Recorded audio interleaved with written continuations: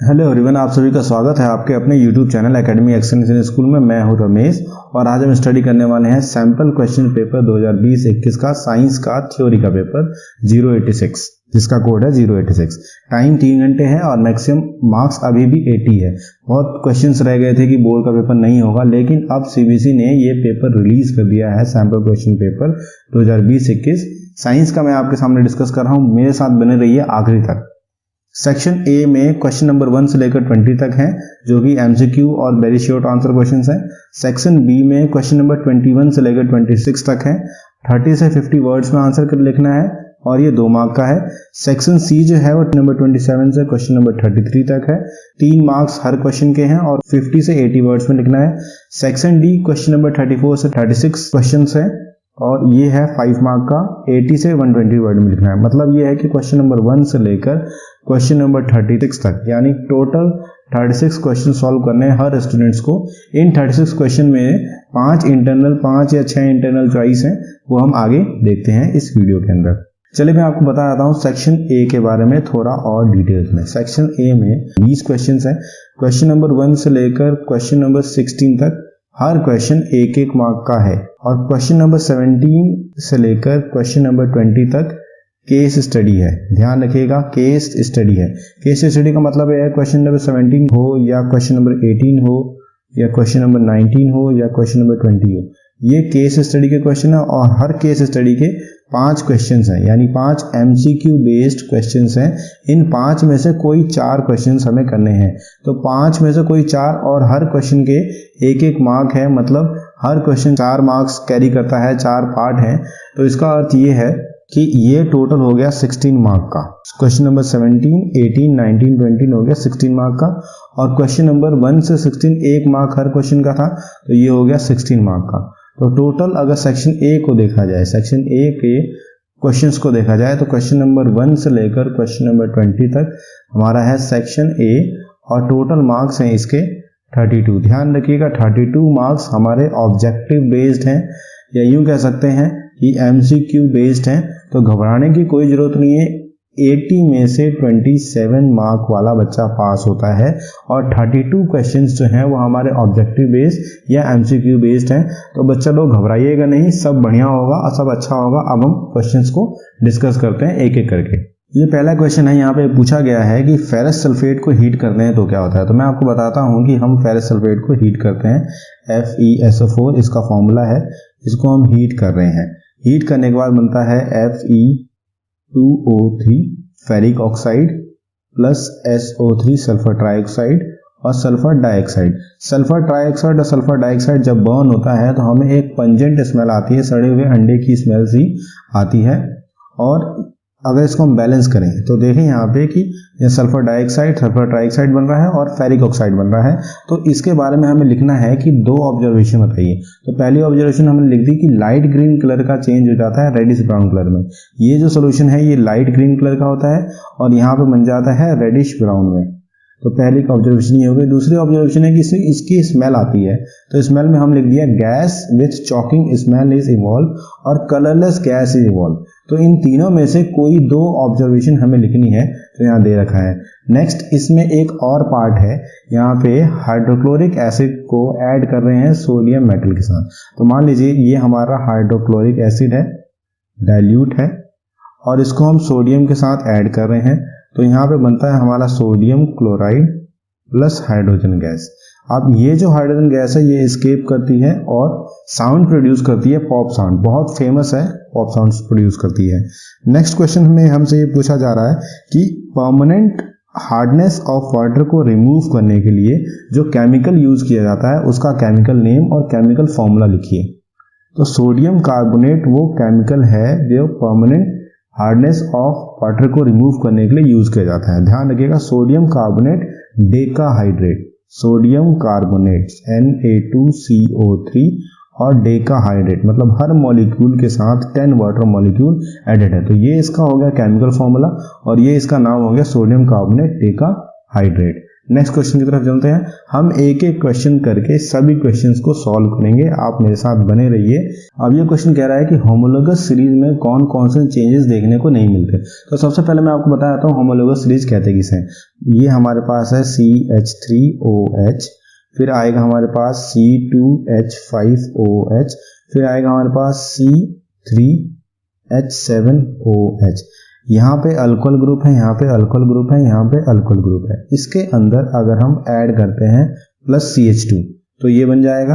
अगर इसके अंदर हम ऐड करते हैं प्लस CH2 तो ये बन जाएगा। यानी इसकी जो फिजिकल प्रॉपर्टी है, फिजिकल प्रॉपर्टी यानी मास जो है वो लगातार बढ़ रहा है 14 यूनिट्स। यहाँ पे 14 यूनिट्स और यहाँ पे भी 14 यूनिट्स मास बढ़ रहा है। यानी फिजिकल यूनिट में जो मास है वो चेंज हो रहा है, यानी फिजिकल प्रॉपर्टी चेंज हो रही है। जबकि OH होने के कारण या सेम फंक्शनल ग्रुप होने के कारण इसका सेम फंक्शन रहेगा, इसलिए इसकी फंक्शनल प्रॉपर्टी यानी केमिकल प्रॉपर्टी चेंज नहीं होगी। हाँ बच्चे ध्यान दीजिएगा, केमिकल प्रॉपर्टी बिल्कुल भी चेंज नहीं होगी। तो हम चार ऑप्शंस में देखते हैं कि यहाँ नॉट ऑब्जॉर्व कौन से चेंजेस यहाँ पे देखने को नहीं मिलेंगे। पहला है चेंजेस इन केमिकल प्रॉपर्टी, तो चेंज इन केमिकल प्रॉपर्टी यहाँ पे देखने को मिलती है। तो यही ऑप्शन हो गया वह ऑप्शन जो कि ऑब्जॉर्व नहीं होता। बाकी ऑप्शन जो है एक बार देख लेते हैं। ये CH2 मॉलिक्यूल बढ़ता है, फिजिकल प्रॉपर्टी है मास बढ़ रहा है और फंक्शनल ग्रुप सेम रहता है। तो ये हमारा आंसर आ गया फर्स्ट, क्योंकि यहाँ पे सेम फंक्शनल ग्रुप है तो फिजिकल प्रॉपर्टी चेंज होगी और केमिकल प्रॉपर्टी सेम रहेगी। नेक्स्ट है सन अपीयर एट नून। अब सन की पोजीशन यहाँ पे होती है, ये रहा सन, और ये हमारे अर्थ है और यहाँ पे हम लोग खड़े हैं। तो यहाँ पे जो लाइट आ रही है वो कम से कम स्कैटर होती है। कम से कम मतलब लीस्ट स्कैटर, स्कैटर मतलब बटना टूटना, तो कम से कम स्कैटर होती है। इस कारण से ये हमें लाइट जो है वो अपीयर होती है व्हाइट। नेक्स्ट क्वेश्चन की तरफ चलते हैं। सो इस क्वेश्चन को करने से पहले मैं आपको बताता हूँ कि यहाँ पे मैं आपको पहले ही बता चुका हूँ, यहाँ पे आई बटन पे एक लिंक दिख रहा होगा जहाँ पे मैंने बेस्ट 30 डेज में फिजिक्स के सभी चैप्टर्स सॉल्व कर रखे हैं, तो आप वहां से समझ सकते हैं। मैं आपको बताता हूँ कि फोकल लेंथ, अगर फोकल लेंथ की बात करें तो फोकल लेंथ या तो नेगेटिव होगी या फिर पॉजिटिव होगी। और नेगेटिव कब कब होगी मैं आपको बता रहा हूँ। कॉनकेव मिरर का केस ले लें या फिर कॉनकेव लेंस का केस ले लें, इस केस में फोकल लेंथ नेगेटिव होती है। और कॉन्वेक्स मिरर का केस ले लेते हैं या फिर कॉन्वेक्स लेंस का केस ले लें। ध्यान रखें कॉनकेव में नेगेटिव, कॉन्वेक्स जब वर्ड आएगा तो पॉजिटिव। तो यहाँ पे फोकल लेंथ हमें इस तरीके से याद कराई गई है। और इस केस में पूछा गया है कि स्फेरिकल मिरर है या फिर स्फेरिकल लेंस है जिसकी फोकल लेंथ -15 सेंटीमीटर। तो आपको बताना है कि वो मिरर और लेंस कौन सी है, कॉनकेव है या कॉन्वेक्स है। तो यहाँ पे दोनों कॉनकेव है। नेक्स्ट क्वेश्चन है the image found by concave mirror is observe to be real inverted and larger. अब आपको ध्यान देना होगा कि रियल इन्वर्टेड एंड लार्जर कब बनती है। ये हमारा है कॉनकेव मिरर, ये बना दिया मैंने यहाँ पे कॉनकेव मिरर। यहाँ पे है हमारा फोकल लेंथ, ये है सेंटर ऑफ कर्वेचर। अगर यहाँ पे ऑब्जेक्ट इस जगह पे प्लेस्ड होता है तो यहाँ पे ऐसे लाइन जाएगी और ये फोकस से वापस जाएगी। दूसरा है कि ऑब्जेक्ट यहाँ पे है तो यहाँ से एक लाइन जाएगी और लगभग C के वहां से वापस जाएगी। तो ये दोनों लाइनें यहाँ पे क्रॉस होंगी C के पीछे। जब C के पीछे क्रॉस होंगी तो यहाँ पे जो कंडीशन बनेगी वो बनेगी real inverted larger than object. तो यहाँ पे between principal focus and centre of curvature अगर कोई ऑब्जेक्ट रहेगा, प्रिंसिपल फोकस और सेंटर ऑफ कर्वेचर के बीच में ऑब्जेक्ट रहेगा तो उसकी इमेज बनेगी real inverted and larger than object. और यहाँ पे एक और क्वेश्चन है, और में लेंस में कौन सी ऐसी कंडीशन है। मान लीजिए ये हमारा कॉन्वेक्स लेंस है और ये हमारा कॉनकेव लेंस है। अब इस लेंस में क्या होगा कि यहाँ पे कोई रेज आती है वो तो डायरेक्टली चली जाएगी, डायरेक्टली चली जाएगी। इसका मतलब यह है कि कोई भी स्कैटरिंग या कोई भी सफरिंग नहीं होगी। तो इस केस में जो है वो सबसे बढ़िया रहेगा कि लाइट जो है बिना डेविएशन के पार कर जाएगी। चलिए यहाँ पे दो मैग्नेटिक कॉइल्स हैं। एक ये तो हमारे पास है सिलेंडर रॉड जो कि इंसुलेटेड है। इंसुलेटेड का मतलब है इसमें करंट पास नहीं हो रहा। जब इस कॉइल A1 में करंट पास करेंगे, यहाँ से की ऑन करेंगे तो कॉइल 2 में एक इंड्यूस्ड करंट आएगा। इंड्यूस्ड का मतलब है करंट उत्पन्न होगा, वो गैल्वेनोमीटर के द्वारा जज होगा। अगर करंट हम पास करते हैं और उस की को फिर दोबारा से निकाल देते हैं यानी ऑन ऑफ करते हैं तो गैल्वेनोमीटर में एक बार पॉजिटिव डायरेक्शन में गैल्वेनोमीटर डिफ्लेक्ट करेगा और एक बार नेगेटिव डायरेक्शन में गैल्वेनोमीटर डिफ्लेक्ट करेगा। तो इससे हमें ये पता लग रहा है कि ये जो गैल्वेनोमीटर है ये बता रहा है कि कॉइल 2 के अंदर करंट बन रहा है because of magnetic field change by coil 1 due to current passing in it. So there are momentarily galvanometer deflections that die out shortly. The deflections are in opposite direction. So ये जो deflection होगा galvanometer में ये positive negative दोनों directions में होगा। जब की ऑन करेंगे यानी स्विच ऑन करेंगे तो ये पॉजिटिव जाएगा और जैसे ही स्विच ऑफ करेंगे तो ये तुरंत नेगेटिव जाएगा, फिर बीच में आके जीरो पे रुक जाएगा। यहाँ पे ये बताना है हमें। अब इस क्वेश्चन में ये पूछा गया है कि मैग्नेटिक फील्ड लाइंस कैसी बनेंगी एक स्ट्रेट करंट कैरिंग कंडक्टर में। सो ये एक हमारी स्ट्रेट कैरिंग कंडक्टर है, यहाँ पे करंट आई ऊपर की तरफ जा रहा है और जो मैग्नेटिक फील्ड की डायरेक्शन है वो कुछ इस तरीके से है जो हम बताते हैं। हमारा एक प्रिंसिपल है राइट हैंड थंब रूल के द्वारा हम ये बताते हैं कि ये करंट अगर ऊपर की तरफ जा रहा है यानी थंब की डायरेक्शन ऊपर है तो फिंगर जिस रोटेशन में है उस फिंगर की रोटेशन में हमारी मैग्नेटिक फील्ड लाइंस होती हैं, यानी यहाँ से मैग्नेटिक फील्ड लाइंस इन हो रही हैं और इस डायरेक्शन से मैग्नेटिक फील्ड लाइंस आउट हो रही हैं।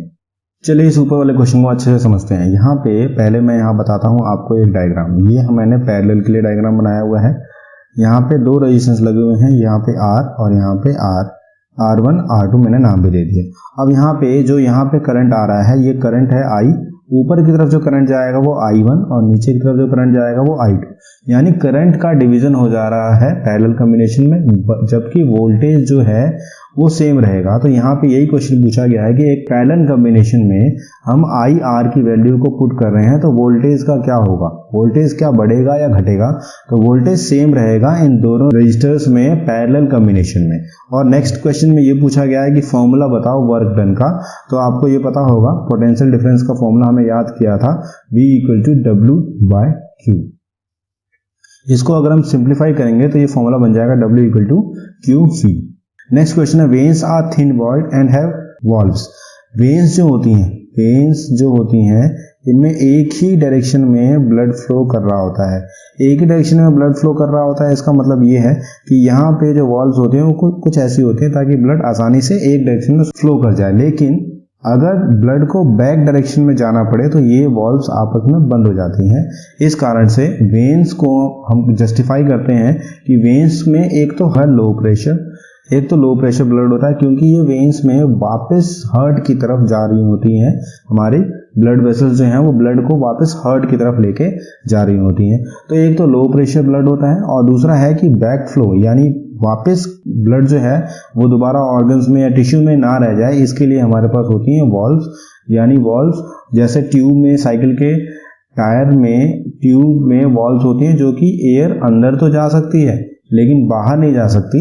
इसके लिए सेम ऐसी वॉल्व्स होती हैं जो कि ब्लड हार्ट तक तो लेके जाएंगी, लेकिन जो ब्लड उस पाइप में है अगर कट छट जाए तो वो बाहर नहीं निकलेगा, इसके लिए वॉल्व्स होती हैं।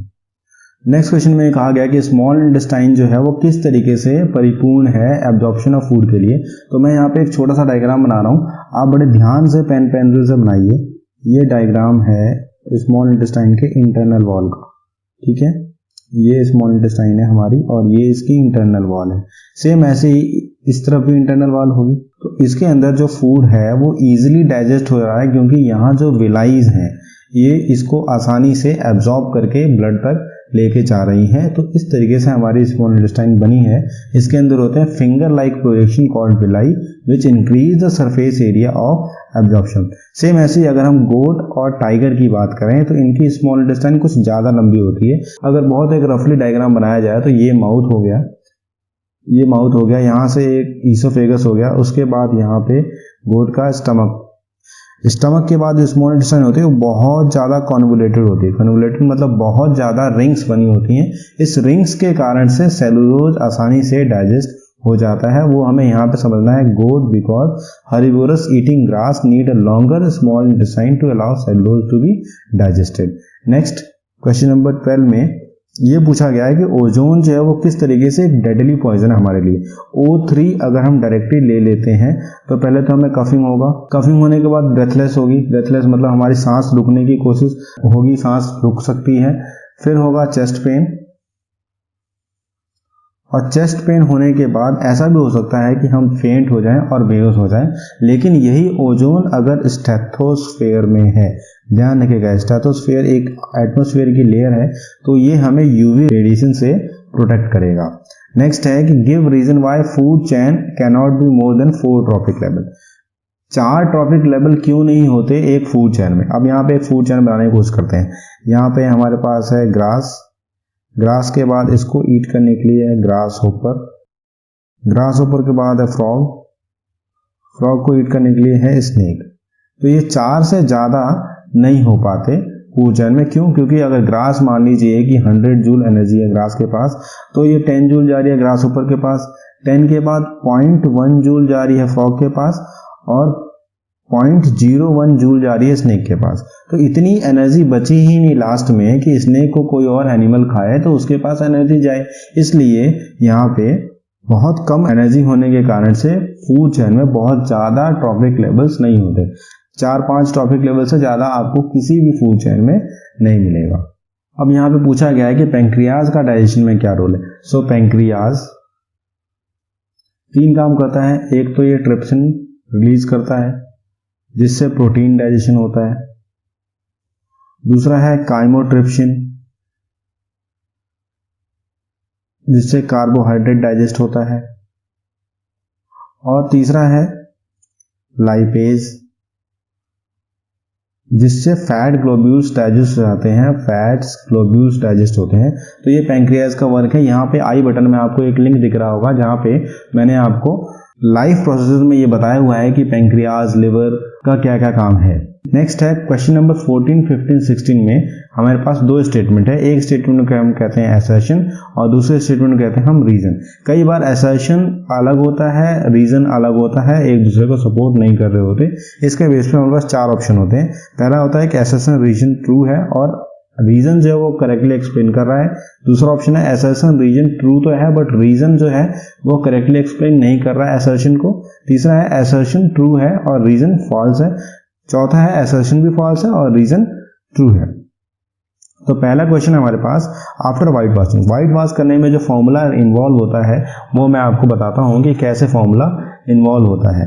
व्हाइट वॉश करते वक्त हम लाते हैं CaOH ट्वाइस, यानी ये है हमारे पास स्लेक्ट लाइम और कैल्शियम हाइड्रोक्साइड। जब इस कैल्शियम हाइड्रोक्साइड से रिएक्ट करते हैं वॉल्स के ऊपर, तो ये वॉल के ऊपर जाने के बाद कार्बन डाइऑक्साइड एटमॉस्फेयर से रिएक्ट करता है और बनाता है कैल्शियम कार्बोनेट और वाटर। अब ये जो कैल्शियम कार्बोनेट है यही वाइट अपीयरेंस देता है वॉल को 2-3 दिन में, यानी 2-3 लेयर बनानी पड़ती है इसकी कैल्शियम हाइड्रोक्साइड की, तो ये वाइट अपीयरेंस बहुत अच्छा आता है। तो पहली स्टेटमेंट में ये बता रहा है कि शाइनी और वाइट फिनिश देता है वॉल्स 2-3 दिन के अंदर, तो ये स्टेटमेंट सही है। लेकिन ये स्टेटमेंट सही इसलिए है क्योंकि स्लेक्ट लाइम का इस्तेमाल हो रहा है, जबकि यहाँ पे बताया गया है कि कैल्शियम ऑक्साइड का इस्तेमाल हो रहा है। तो ये पहला असर्शन जो है हमारा वो ट्रू है और रीजन फॉल्स है। मैंने आपको बताया, ये ध्यान रखिएगा कि ये 2-3 दिन में कलर आएगा। और क्यों आएगा? क्योंकि ये स्लेक्ट लाइम का कमाल है। सेम ऐसे ये असर्शन दी गई है, food chain is responsible for the entry of harmful chemical. भाई फूड चेन रिस्पॉन्सिबल है, अगर ग्रास के अंदर कोई केमिकल गया तो वो ग्रास ऊपर में भी जाएगा, ग्रास ऊपर से फ्रॉग में भी जाएगा, फ्रॉग से स्नेक में भी जाएगा। ये इंपॉर्टेंट है। हाँ, फूड चेन के थ्रू केमिकल्स ट्रांसफर होते हैं। लेकिन रीजन में जो दे रखा है कि कॉम्प्लेक्स है फूड चेन और ग्रेट है, ये भी ठीक है भाई, रीजन भी ठीक है, असर्शन भी ठीक है, लेकिन रीजन जो है वो असर्शन को अच्छे से एक्सप्लेन नहीं कर रहा। इसलिए हम ऑप्शन बी की तरफ जाएंगे जिसमें बता रखा है कि असर्शन और रीजन करेक्ट है लेकिन रीजन जो है वो करेक्ट एक्सप्लेनेशन नहीं है। इसमें और पार्ट है, इसको भी देख लेते हैं। Greater number of individuals are present in lower trophic level. भाई लोअर ट्रॉफिक लेवल में नंबर ऑफ इंडिविजुअल्स ज्यादा होते हैं। जैसे ग्रास को अगर गिने तो एक फील्ड में बहुत सारी ग्रास होती हैं, तो सबसे लोअर ट्रॉफिक लेवल में इंडिविजुअल्स का नंबर बहुत ज्यादा होता है, यानी ये स्टेटमेंट करेक्ट है। The flow of energy unidirectional. हाँ, यूनिडायरेक्शनल का मतलब यह है कि ग्रास से एनर्जी एक ही डायरेक्शन में जाएगी स्नेक तक, स्नेक से एनर्जी ग्रास में नहीं आएगी। ये यहाँ पे बताने की कोशिश है। मतलब रीजन भी ट्रू है, असर्शन भी ट्रू है, बट रीजन जो है वो करेक्ट एक्सप्लेनेशन नहीं है असर्शन का, इसलिए यहाँ पे हम बी की तरफ जाएंगे। Both assertion and reason are correct, reason is not correct explanation of assertion. Next है क्वेश्चन नंबर 16 असर्शन। यहाँ पे दे रखा है कि भाई पी प्लांट है जिसके वायलेट फ्लावर्स हैं और पी प्लांट है वाइट फ्लावर्स हैं। सो यहाँ पे बनाते हैं कि ये वायलेट फ्लावर्स वाले प्लांट है और ये है वाइट फ्लावर्स यानी छोटा v। अब इसको जब हम क्रॉस करते हैं तो एक कैपिटल V स्मॉल v आता है और कैपिटल V स्मॉल v का जो फिनोटाइप होगा यानी कलर होगा वो होगा वायलेट, यानी फर्स्ट जनरेशन में वायलेट कलर आ रहा है। लेकिन यहाँ पे लिख रखा है रीजन में white colour gene is not pass, तो ऐसा तो है नहीं, व्हाइट कलर का जीन तो यहाँ पे है लेकिन वायलेट कलर डोमिनेंट होने के कारण से वायलेट कलर ही आ रहा है। तो हम ये कह सकते हैं कि both assertion and reason are correct, assertion और रीजन करेक्ट है लेकिन करेक्ट एक्सप्लेनेशन असर्शन की रीजन नहीं दे रहा है। अब जैसा कि मैंने आपको शुरू में बताया था क्वेश्चन नंबर 17 से लेकर 20 तक 5 सब पार्ट्स हैं हर क्वेश्चन के, यानी क्वेश्चन नंबर 17 के part 1, part 2, part 3, part 4, part 5 हैं। उस पार्ट में से कोई 4 ही हमें करने हैं। ऐसे ही 18 में भी 4 ही करने हैं, 19 में भी 4 करने हैं, 20 में भी 4 करने हैं। तो क्वेश्चन नंबर 17 के 5 पार्ट हैं, 4 करने हैं और वो 4 नंबर के हैं। तो पहला क्वेश्चन हम सॉल्व करते हैं। ये केस स्टडी के ऊपर डिपेंड करता है, यानी ये पहले हमें समझना होगा कि यहाँ पे क्या लाइनें लिखी हुई है। यहाँ पे लाइन लिखी हुई है कि सेल को एनर्जी की जरूरत होती है बहुत सारे काम करने के लिए और वो एनर्जी रिलीज होती है कार्बोहाइड्रेट के ब्रेक डाउन के कारण से। और ये पहला क्वेश्चन है, energy in case of higher plants and animals are obtained by. Higher plants और एनिमल्स में एनर्जी कहाँ से आती है? भाई एनर्जी तो आती है रेस्पिरेशन के थ्रू। रेस्पिरेशन होता है जिसमें ब्रीदिंग होता है और फूड डाइजेस्ट होता है, डाइजेस्ट होने के बाद वो ब्लड में जाता है और सेल्स उसे माइटोकॉन्ड्रिया के थ्रू डाइजेस्ट करते हैं तो एनर्जी निकल जाती है। लेकिन अब यहाँ ऑप्शंस को देखते हैं। डाइजेशन ऑफ फूड से एनर्जी हमें नहीं मिलती। डाइजेशन ऑफ फूड एक मोड है, उसके बाद रेस्पिरेशन होगा तो एनर्जी आएगी। तो यहाँ पे ये डाइजेशन ऑफ फूड गलत हो गया।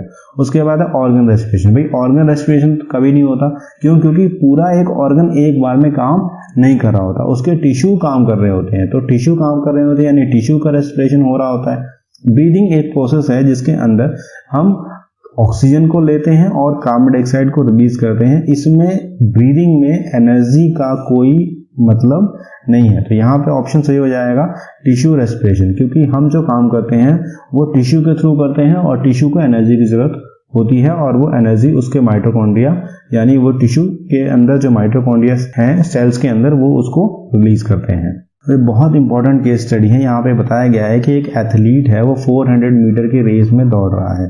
जब वो 400 मीटर की रेस में दौड़ रहा है तो उसका लैक्टिक एसिड कॉन्सेंट्रेशन यहाँ पे चेक किया गया है। ये टाइम है 0, 30 और 60 सेकेंड। 0 पे लैक्टिक एसिड जो था वो 0 और 2 के बीच में था। अब यहाँ पे 30 सेकेंड से पहले बी लेवल पे 4 और 6 के बीच में पहुंच गया, सी लेवल पे 4 और 6 के बीच में ही है, डी पे 4, 6 से ज्यादा 10 और 12 के बीच में पहुंच गया, ई पे जब रेस खत्म होने वाली है तो वो लैक्टिक एसिड का कॉन्सेंट्रेशन कम हो गया। तो यहाँ पे अब क्वेश्चन पूछा गया है lactic acid production has occurred in athlete while running in the 400 metre race. 400 metre race में एथलीट दौड़ लगा रहा है तो लैक्टिक एसिड बन रहा है। So which of the following process explain this process. तो लैक्टिक एसिड कौन सी प्रोसेस में बनता है ये पूछा गया है। तो आपको क्लियरली पता लग जाएगा एरोबिक में ऑक्सीजन की जरूरत होती है, एनारोबिक में ऑक्सीजन की जरूरत नहीं होती, फर्मेंटेशन में लैक्टिक एसिड बनता नहीं, ब्रीदिंग में लैक्टिक एसिड का कोई मतलब नहीं है। तो इसका आंसर है एनारोबिक रेस्पिरेशन जिसके अंदर लैक्टिक एसिड बनता है। और एथलीट जब शुरू में दौड़ लगाया तो लैक्टिक एसिड की मात्रा कम थी, लेकिन जब तक वो हाईएस्ट स्पीड पे था, जब हाईएस्ट एनर्जी की जरूरत थी डी लेवल पे, तो लैक्टिक एसिड की कॉन्सेंट्रेशन बहुत ज्यादा थी और जैसे ही रेस खत्म होती है तो वो नीचे आने लग जाता है, लैक्टिक एसिड की कॉन्सेंट्रेशन कम होने लग जाती है। अब ये बहुत इंपॉर्टेंट क्वेश्चन है जिसमें आपको यहाँ पे प्लॉट ए और प्लॉट बी को बड़े ध्यान से देखना है। प्लॉट बी में यहाँ पे बताया गया है कि एनर्जी सप्लाई जो है वो यहाँ पे बहुत ज़्यादा हुई लेकिन बाद में वो सप्लाई अचानक से कम हो गई। और प्लॉट ए में आपको बताया गया है कि एनर्जी सप्लाई बहुत ज़्यादा हुई और टाइम के साथ साथ वो सप्लाई कांस्टेंट रही और वो नीचे नहीं गिरी, यानी एनर्जी सप्लाई लगातार बराबर रही। तो अब यहाँ पे क्वेश्चन पूछा गया है कि choose the correct combination of plots and justification provided in the following table. तो प्लॉट ए, प्लॉट बी और जस्टिफिकेशन यहाँ पे दे रखा है। प्लॉट ए को अगर देखें, अगर प्लॉट ए को हम एरोबिक मानते हैं, प्लॉट ए को एरोबिक मानने का मतलब है कि यहाँ पे एयर की सप्लाई लगातार है और एनर्जी लेवल पे जाके वो कंटिन्यूस एयर उसे लगातार मिल रहा है। प्लॉट बी को एनर्बिक माना गया है, तो ठीक है प्लॉट बी, यानी यहाँ पे एनर्जी सप्लाई कम है तो नीचे की तरफ जा रहा है। लेकिन यहाँ पे ये बताया गया है amount of energy is low and inconsistent in aerobic. तो एरोबिक कंडीशन जो हमने बताई है ए में, यहाँ पे अमाउंट ऑफ एनर्जी लो नहीं है, यानी ये ऑप्शन हमारा गलत हो रहा है। नेक्स्ट ऑप्शन में प्लॉट ए एरोबिक है, प्लॉट बी एनएरोबिक है, ये हमने जस्टिफाई कर दिया, ये हमें पता है। अब यहाँ पे लिखा है amount of energy is high and consistent in aerobic. तो अमाउंट ऑफ एनर्जी हाई होती है एरोबिक कंडीशन में, अमाउंट बहुत ज़्यादा अमाउंट में एनर्जी रिलीज होती है, और एनएरोबिक में लो अमाउंट ऑफ एनर्जी रिलीज होती है। तो इसका आंसर बी हो जाएगा, जिसमें प्लॉट ए एरोबिक होगा, प्लॉट बी एनएरोबिक होगा, और जस्टिफिकेशन में amount of energy is high and consistent in aerobic and low in anaerobic respiration. ये तो बहुत आसान क्वेश्चन है कि आपको ये बताना है एनएरोबिक रेस्पिरेशन की क्या क्या प्रॉपर्टी हो सकती है और किस तरीके से एनएरोबिक रेस्पिरेशन को जस्टिफाई कर सकते हैं। तो यहाँ पे मैं लिखता हूँ, ये हमारा है ग्लूकोज। ग्लूकोज ऑक्सीजन की एब्सेंस में रेस्पायर हो रहा है, एनर्जी निकल रही है, तो ये बनेगा हमारा लैक्टिक एसिड, कार्बन डाइऑक्साइड और एनर्जी। अब यहाँ पे देखिए प्रेजेंस ऑफ ऑक्सीजन तो हो नहीं सकता, कार्बन डाइऑक्साइड निकल रहा है, एनर्जी निकल रही है, रिलीज ऑफ लैक्टिक एसिड। तो सेकंड, थर्ड और फोर्थ के ऑप्शन में है, सी में है, तो इसका आंसर सी हो जाएगा। फिफ्थ की तरफ जाते हैं, table below A select the. हाँ, तो यहाँ पे एरोबिक और एनएरोबिक रेस्पिरेशन के बारे में दे रखा है और लोकेशन दे रखी है। सो लोकेशन को अगर देखें, एरोबिक रेस्पिरेशन साइटोप्लाज्म में होता है, ये बहुत गलत है, क्योंकि एरोबिक रेस्पिरेशन माइटोकॉन्ड्रिया में होता है। तो ये स्टेटमेंट यानी ए पोजीशन गलत हो जाती है, और यहाँ पे दे रखा है इनकरेक्ट इंफॉर्मेशन को आपको ऐसा आंसर बताना है। तो यहाँ पे इसका आंसर हो जाएगा ए, जिसकी लोकेशन एरोबिक में साइटोप्लाज्म के अंदर, ये गलत है, और एनएरोबिक माइटोकॉन्ड्रिया ये गलत है, ये एक्सचेंज हो गया है एक्चुअली। तो इसलिए यहाँ पे हमें गलत ऑप्शन चुनना है, ध्यान रखिएगा, इनकरेक्ट मतलब गलत ऑप्शन चुनना है। तो यहाँ पे गलत ऑप्शन ए है, 17th का ए।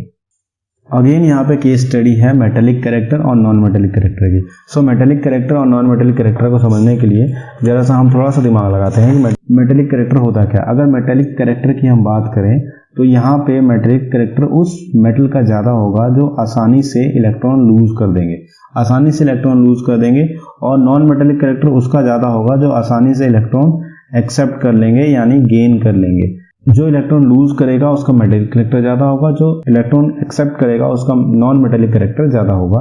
तो अगर हम ग्रुप की बात करें, ऐसा ग्रुप की बात करें, तो ग्रुप में अगर हम देखें तो मेटेलिक कैरेक्टर बढ़ता है और नॉन मेटेलिक कैरेक्टर जो है वो घटता है।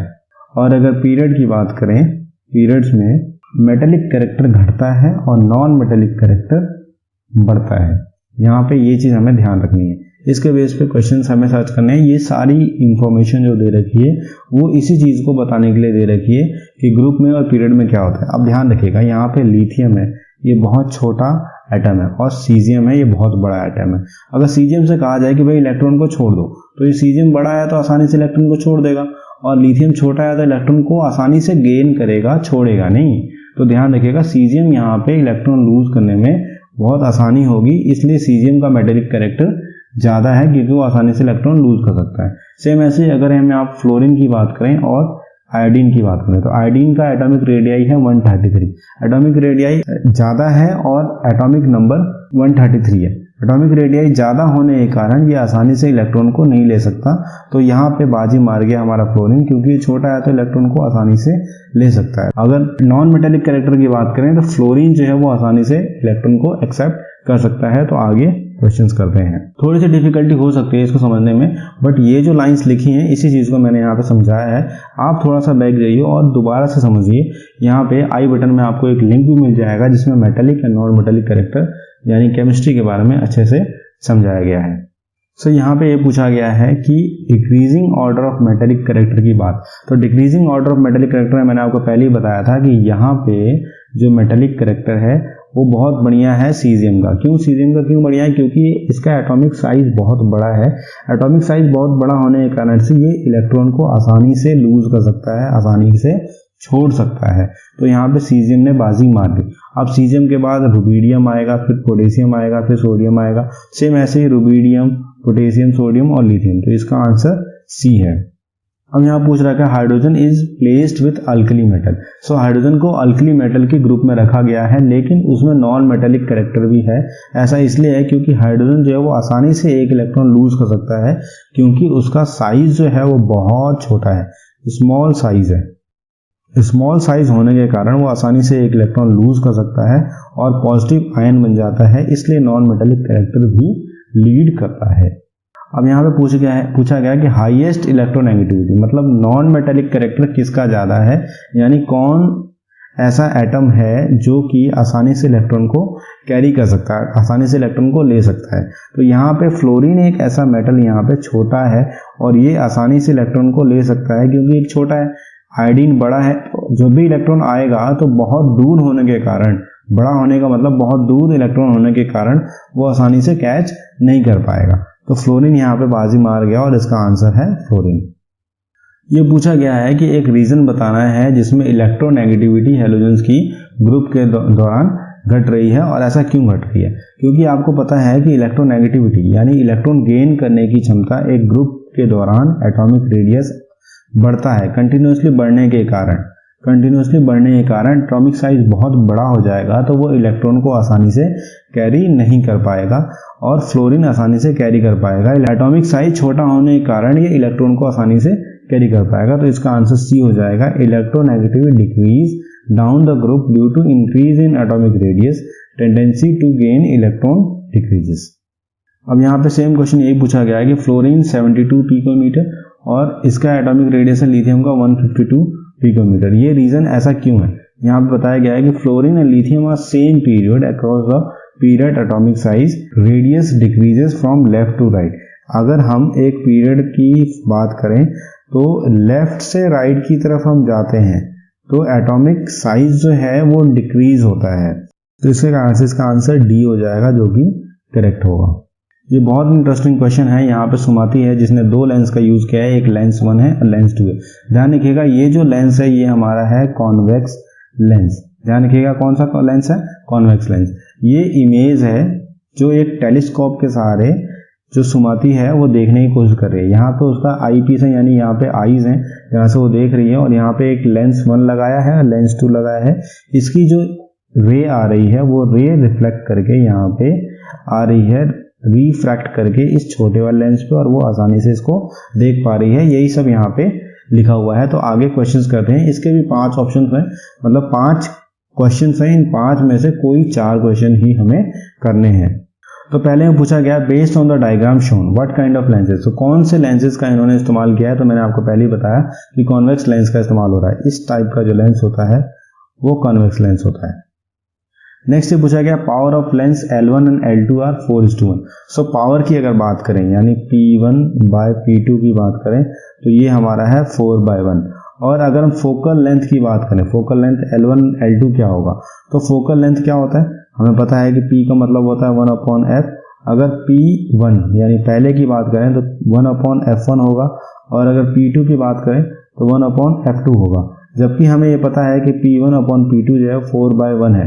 तो 4/1 यानी P1 बाय P2 जो होगा वो बराबर होगा 1/f1 अपॉन 1/f2 के। अगर इसको हम सिंप्लीफाई करें तो P1/P2 यानी 4/1 हो जाएगा f2/f1 के, और इसको इन्वर्स करते हैं तो f1/f2 हो जाएगा हमारा 1/4 के बराबर। तो इसका आंसर हो जाएगा B 1/4। जिन बच्चों ने क्वेश्चंस की प्रैक्टिस नहीं करी है, फॉर्मूले की प्रैक्टिस नहीं करी है, वो क्वेश्चंस को एक बार और जाके हमारे फिजिक्स की प्लेलिस्ट में देख सकते हैं। वहाँ पे हमने बहुत अच्छे से समझा रखा है कि मैग्नीफिकेशन का क्या फॉर्मूला है, लेंस को क्या होते हैं, स्फेरिकल मिरर्स क्या होते हैं। तो आप आसानी से जाके उस प्लेलिस्ट में देख सकते हैं। आज ये इस क्वेश्चन को सॉल्व करते हैं। फॉर्मूला ऑफ मैग्नीफिकेशन, यानी फॉर्मूला ऑफ मैग्नीफिकेशन होता है m = h' upon h। h' जो होता है वो होता है height of image upon height of object. तो ये आंसर हो जाएगा A। Ratio of height of image to ratio of object is magnification of lens और मिरर। नेक्स्ट क्वेश्चन है, इसमें ये दिया गया है कि यहाँ पे मैग्नीफिकेशन है हमारे पास 3, जबकि हमें पता है मैग्नीफिकेशन 3 है और हमारे पास जो इमेज डिस्टेंस है वो है 24। तो हमें फॉर्मूला पता है m is equal to v by u, m का मतलब 3 is equal to v by u, v मतलब 24 बाई यू। अगर हम सिंप्लीफाई करें तो u जो है वो इक्वल हो जाएगा 24 बाई 3 के, तो ये आंसर आ जाएगा 8 सेंटीमीटर। तो आंसर हो जाएगा सी। ये 19 का 5th पार्ट है। इसमें ये पूछा गया है कि जो सुमाती ने एक टेलीस्कोप के लिए जो लेंस खरीदा वो नॉट सो थिक लेंस, मोटा लेंस नहीं लिया। मोटा लेंस नहीं लेने के कारण से उसका एक तो टेलीस्कोप बहुत हैवी नहीं हुआ, यानी बहुत वजन नहीं हुआ, और उसने लेंस के ऊपर थोड़ी सी पॉलिश कर दी, और थोड़ी सी पॉलिश करने के कारण से उसका जो अपर्चर है यानी उसका जो रिफ्रैक्टिव इंडेक्स है वो बढ़ गया। तो इसके कारण से उसे ये फायदा हुआ C, not so thick lenses would not make the telescope very heavy. अगर थिक लेंस लेंगे तो टेलीस्कोप वेरी हैवी हो जाएगा, उसे उठाने में देखने में दिक्कत होगी, और इस कारण से उसे फायदा हुआ और उसको ज़्यादा पैसे भी नहीं खर्च करने पड़े और उसका काम हो गया सुमाती का। चलिए ये भी इंपॉर्टेंट क्वेश्चन है। यहाँ पे सोलेनॉइड की बात करते हैं। तो सोलेनॉइड आपको पता होगा कि कुछ इस तरीके का ये है हमारा सोलेनॉइड। यहाँ पे ये कनेक्टेड है एक बैटरी से, ये हमारा पॉजिटिव टर्मिनल है और ये हमारा नेगेटिव टर्मिनल है। यहाँ पे हमने की लगा दिया। अब की से जब जैसे ही ऑन करते हैं तो यहाँ पे मैग्नेटिक फील्ड कुछ इस डायरेक्शन में बनती है। ये डिपेंड करती है कि करंट कितना जा रहा है इसके अंदर। करंट बढ़ेगा तो मैग्नेटिक फील्ड बढ़ेगी, नंबर ऑफ टर्न्स बढ़ेंगे तो मैग्नेटिक फील्ड बढ़ेगी। इस चीज़ को ध्यान में रखते हुए आप देखें यहाँ पे जैसे जैसे करंट बढ़ रहा है वैसे वैसे मैग्नेटिक फील्ड भी बढ़ रही है। देखिए ये लीनियर ग्राफ यहाँ पे बन रहा है। तो इसके बेस पे कुछ क्वेश्चन पूछे जाएंगे जो 5 होंगे और उन 5 में से कोई से 4 आपको करने हैं। तो चलिए डिस्कस करते हैं पहले क्वेश्चन के बारे में। What type of energy conservation is absorbed in linear solenoid? तो लीनियर सोलेनॉइड में हम इलेक्ट्रिकल एनर्जी डाल रहे हैं और मैकेनिकल, यानी इलेक्ट्रिकल एनर्जी पहले बन रही है मैग्नेटिक फील्ड एनर्जी में, और मैग्नेटिक फील्ड के कारण से रोटेशन देखने को मिल रहा है, तो इसे हम मैकेनिकल एनर्जी कहते हैं। रोटेशनल एनर्जी को हम कहते हैं मैकेनिकल एनर्जी। नेक्स्ट है what will happen if a soft iron bar is placed inside the solenoid. So ये जो हमारा सोलेनॉइड है, यहाँ पे ये हमारा सोलेनॉइड है। इस सोलेनॉइड में अगर हम आयरन, सॉफ्ट आयरन रख दें तो ये मैग्नेटाइज हो जाएगा। मैग्नेटाइज मतलब ये ऐसा मैग्नेट काम करने लग जाएगा जब तक करंट इसके अंदर होगी तब तक। तो इसका आंसर हो जाएगा B, the bar will be magnetize as long as there is current in the circuit. So the magnetic field lines produced inside the solenoid are similar to that of. तो आपको मैंने पहले बताया कि ये जो सोलेनॉइड है, इस सोलेनॉइड के अंदर ये मैग्नेटिक फील्ड कुछ इस तरीके से बनेगी। यहाँ पे नॉर्थ पोल बनेगा, यहाँ पे साउथ पोल बनेगा। तो ये जो काम करेगा वो ऐसा बार मैग्नेट काम करेगा। तो इसका आंसर हो जाएगा फर्स्ट, बार मैग्नेट। सो ये क्वेश्चन अगेन इस ग्राफ से रिलेटेड है। यहाँ पे आप देखेंगे कि यहाँ पे करंट है 0, तो मैग्नेटिक फील्ड है 0। करंट है 0.2, मैग्नेटिक फील्ड अराउंड 4 है या 3 के आसपास है। यहाँ पे अगर करंट है 0.4 तो मैग्नेटिक फील्ड है 6। तो अगर आप देखेंगे जैसे जैसे करंट बढ़ रहा है, जैसे जैसे करंट यानी करंट बढ़ रहा है तो मैग्नेटिक फील्ड भी उसी तरीके से बढ़ रही है, यानी करंट के डायरेक्टली प्रोपोर्शनल है मैग्नेटिक फील्ड लाइंस। तो इन 4 पॉइंट्स में हम देखेंगे तो ये जो सेकंड पॉइंट है, magnetic field produced by solenoid is directly proportional to the current. जैसे जैसे करंट बढ़ेगा वैसे वैसे मैग्नेटिक फील्ड लाइंस भी बढ़ेंगी। तो इसका आंसर हो जाएगा डी, ओनली 2। अब इस ग्राफ में से हमें ये चीज़ मैच करनी है। देखिए 0.8 एम्पियर करंट है, मैग्नेटिक फील्ड 13 एमटी के बराबर है या नहीं है। तो 0.8 है, मैग्नेटिक फील्ड कितनी है, 12 से ऊपर है, 13 एमटी के आसपास ही है यहाँ पे। तो इसका आंसर ए हो जाएगा। अगर हम दूसरे ऑप्शन को चेक करें, for larger current magnetic field increase not linearly. Not linear तो नहीं है क्योंकि ये लीनियर है, स्ट्रेट है यानी लीनियर है, तो ये गलत हो जाएगा। नेक्स्ट है 0.8 एम्पियर पे मैग्नेटिक फील्ड 1.3 एमटी। 1.3 एमटी का मतलब है कि कुछ यहाँ पे है 0.8 पे, तो ये गलत हो जाएगा। नेक्स्ट है there is not enough information to find the magnetic field corresponding to 0.8। So ये बहुत गलत है कि 0.8 एम्पियर पे हमें मैग्नेटिक फील्ड की डायरेक्शन यहाँ पे मिल रही है, तो हम ये नहीं कह सकते कि इतना इनफ इंफॉर्मेशन नहीं है। तो इसका आंसर ए हो जाएगा। सो मैंने अभी आपके साथ डिस्कस किया है सेक्शन ए। अब मैं डिस्कस करूंगा सेक्शन बी। आप मेरे साथ बने रहिएगा। चैनल को सब्सक्राइब कर लीजिए, वीडियो को लाइक कर लीजिए और अगर कोई क्वेश्चन नहीं समझ में आया तो मुझे कमेंट करिए, मैं आपको दोबारा उस क्वेश्चन को और डिटेल में सॉल्व करूंगा। क्वेश्चन नंबर 1 से लेकर क्वेश्चन नंबर 20 हम ऑलरेडी कवर कर चुके हैं सेक्शन ए में। आज हम पढ़ने वाले हैं क्वेश्चन नंबर 21 से, जो कि 2 मार्क का क्वेश्चन है आपके एग्जाम में। यह क्वेश्चन पूछा गया है कि बाइल जूस जो है वो कोई डाइजेस्टिव एंजाइम कैरी नहीं करता है, फिर भी ये सिग्निफिकेंट रोल अदा करता है डाइजेशन के अंदर। इसको हमें जस्टिफाई करना है। ध्यान रखिएगा, ये 2 मार्क का क्वेश्चन है और हमें 2 पॉइंट्स 3 पॉइंट्स में इसको जस्टिफाई करना है कि बाइल जूस का डायरेक्ट कोई रोल नहीं है डाइजेशन में, लेकिन फिर भी बाइल जूस में ऐसा क्या है जो डाइजेशन में एक अच्छा रोल अदा करता है। तो पहला पॉइंट आप ध्यान रखिएगा, बाइल जूस जो है वो एसिडिक फूड को अल्कलीन यानी बेसिक फूड में कन्वर्ट करता है। आप ध्यान रखेंगे कि स्टमक से जो फूड आता है वो आता है एसिडिक, स्टमक से जो फूड आ रहा है वो एसिडिक, और बाइल जूस के कारण से ये फूड हो जा रहा है बेसिक, और ये बेसिक होने के कारण से पैंक्रियाटिक एंजाइम अच्छे से कार्य कर सकते हैं। तो यहाँ पे 3 चीजें मिलती हैं आपको। बाइल जूस जो है वो स्टमक से आए हुए एसिडिक फूड को बेसिक फूड में कन्वर्ट कर दे रहा है ताकि पैंक्रियाटिक एंजाइम लाइपेज, ध्यान रखिएगा लाइपेज जो फैट को डाइजेस्ट करता है वो आसानी से कार्य कर सके। नेक्स्ट है bile salt break the large globules of fat. तो बाइल सॉल्ट जो होते हैं, ये जो सॉल्ट्स होते हैं, जैसे आप सोडियम सॉल्ट हो गया, पोटेशियम सॉल्ट हो गया, जो कि सोप और डिटर्जेंट में होते हैं, ये बाइल सॉल्ट बाइल जूस के अंदर होते हैं। जो बड़े मॉलिक्यूल्स, फैट के जो बड़े मॉलिक्यूल्स होते हैं, इनको छोटे मॉलिक्यूल्स में कन्वर्ट कर देते हैं। तो इसके मुख्य 2 कार्य हैं। बाइल जूस जो है वो एसिडिक को बेसिक में कन्वर्ट करता है, एसिडिक फूड को बेसिक फूड में कन्वर्ट करता है, और दूसरा काम है कि बाइल सॉल्ट जो है वो लार्ज ग्लोब्यूल्स ऑफ फैट को यानी बड़े मॉलिक्यूल्स ऑफ फैट को छोटे मॉलिक्यूल ऑफ फैट में कन्वर्ट कर देते हैं ताकि एंजाइम अच्छे से कार्य कर सके, पैंक्रियाटिक एंजाइम अच्छे से कार्य कर सके।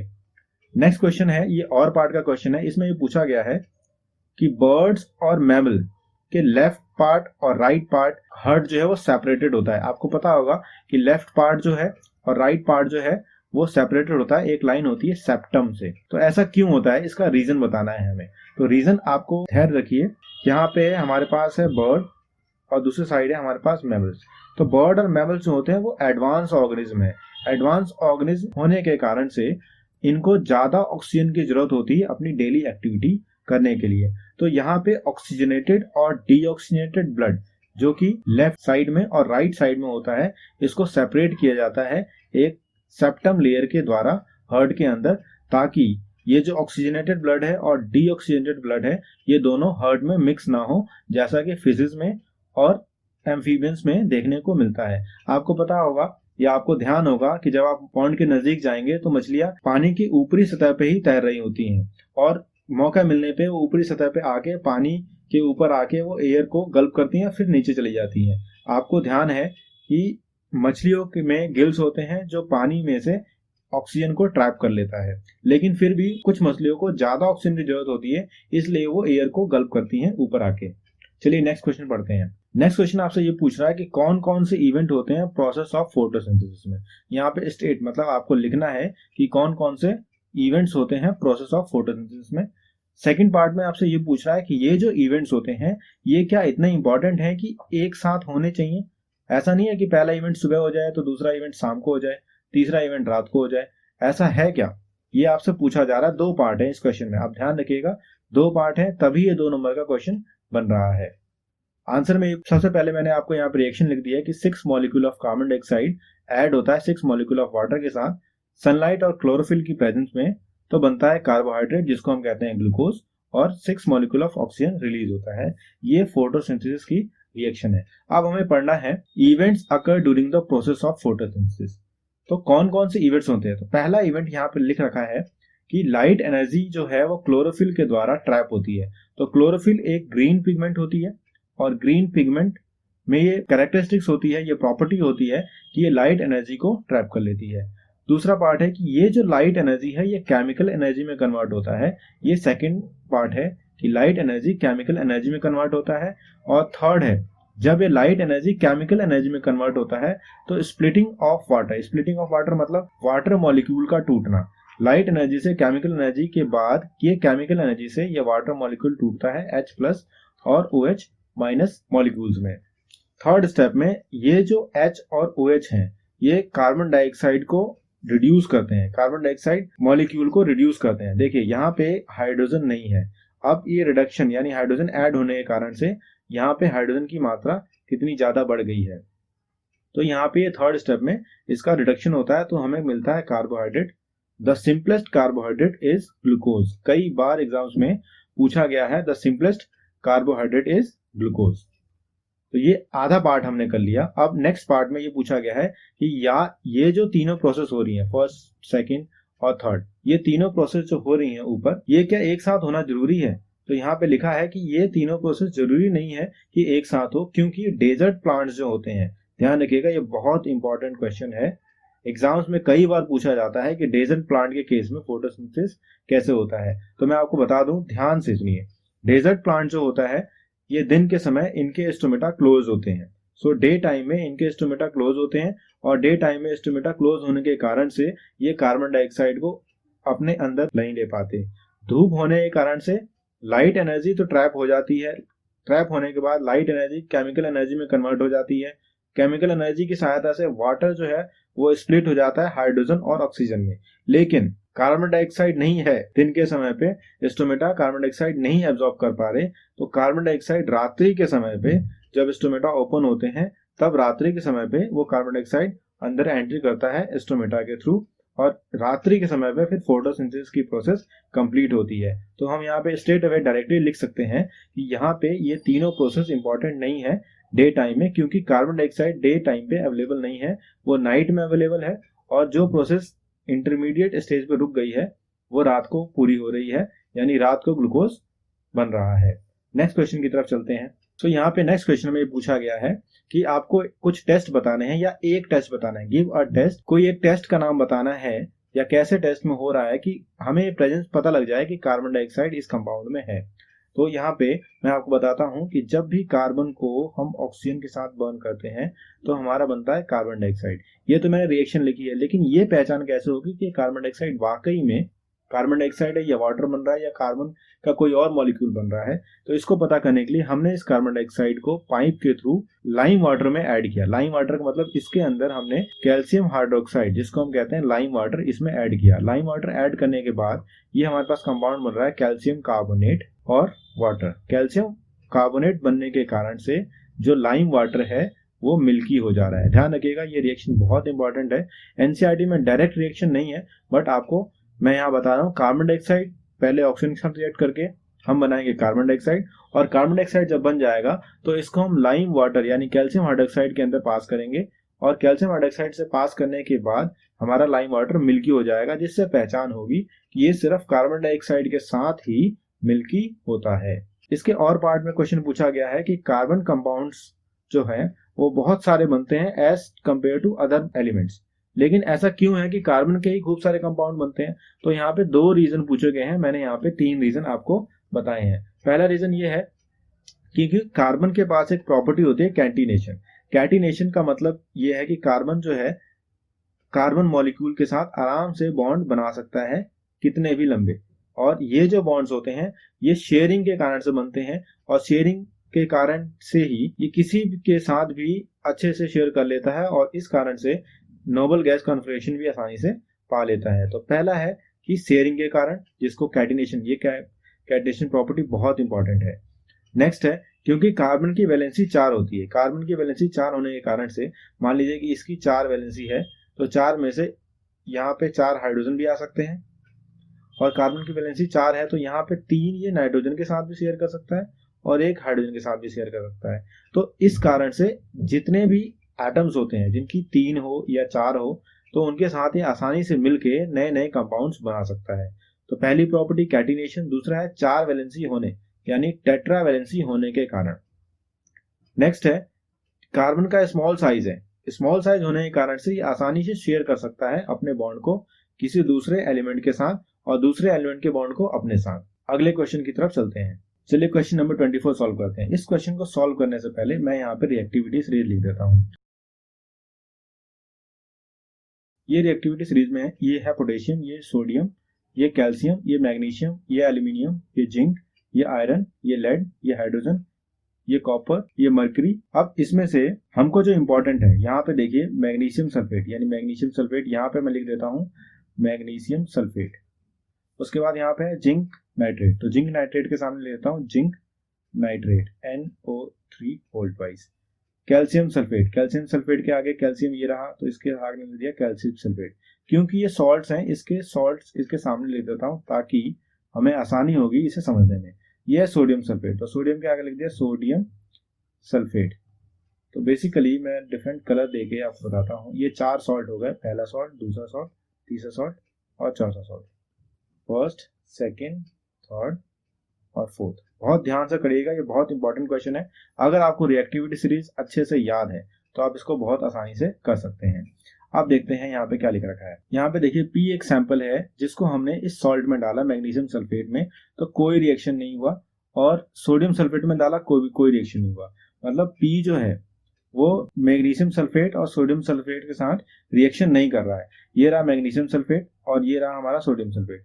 अब इनके साथ रिएक्शन नहीं कर रहा, मतलब मैग्नीशियम और सोडियम से ज्यादा रिएक्टिव होने के कारण, ज्यादा रिएक्टिव का साइन मैं अच्छे से बता दे रहा हूं आपको कि ये रहा मैग्नीशियम, इसके नीचे ही P प्रेजेंट होगा, इस कारण से ये अच्छे से इनसे और इनसे रिएक्शन नहीं कर रहा है। मैग्नीशियम के नीचे प्रेजेंट है, ध्यान रखिएगा, मैग्नीशियम के ये एरो नीचे लेके जा रहा है, मतलब मैग्नीशियम के नीचे प्रेजेंट होगा ये P।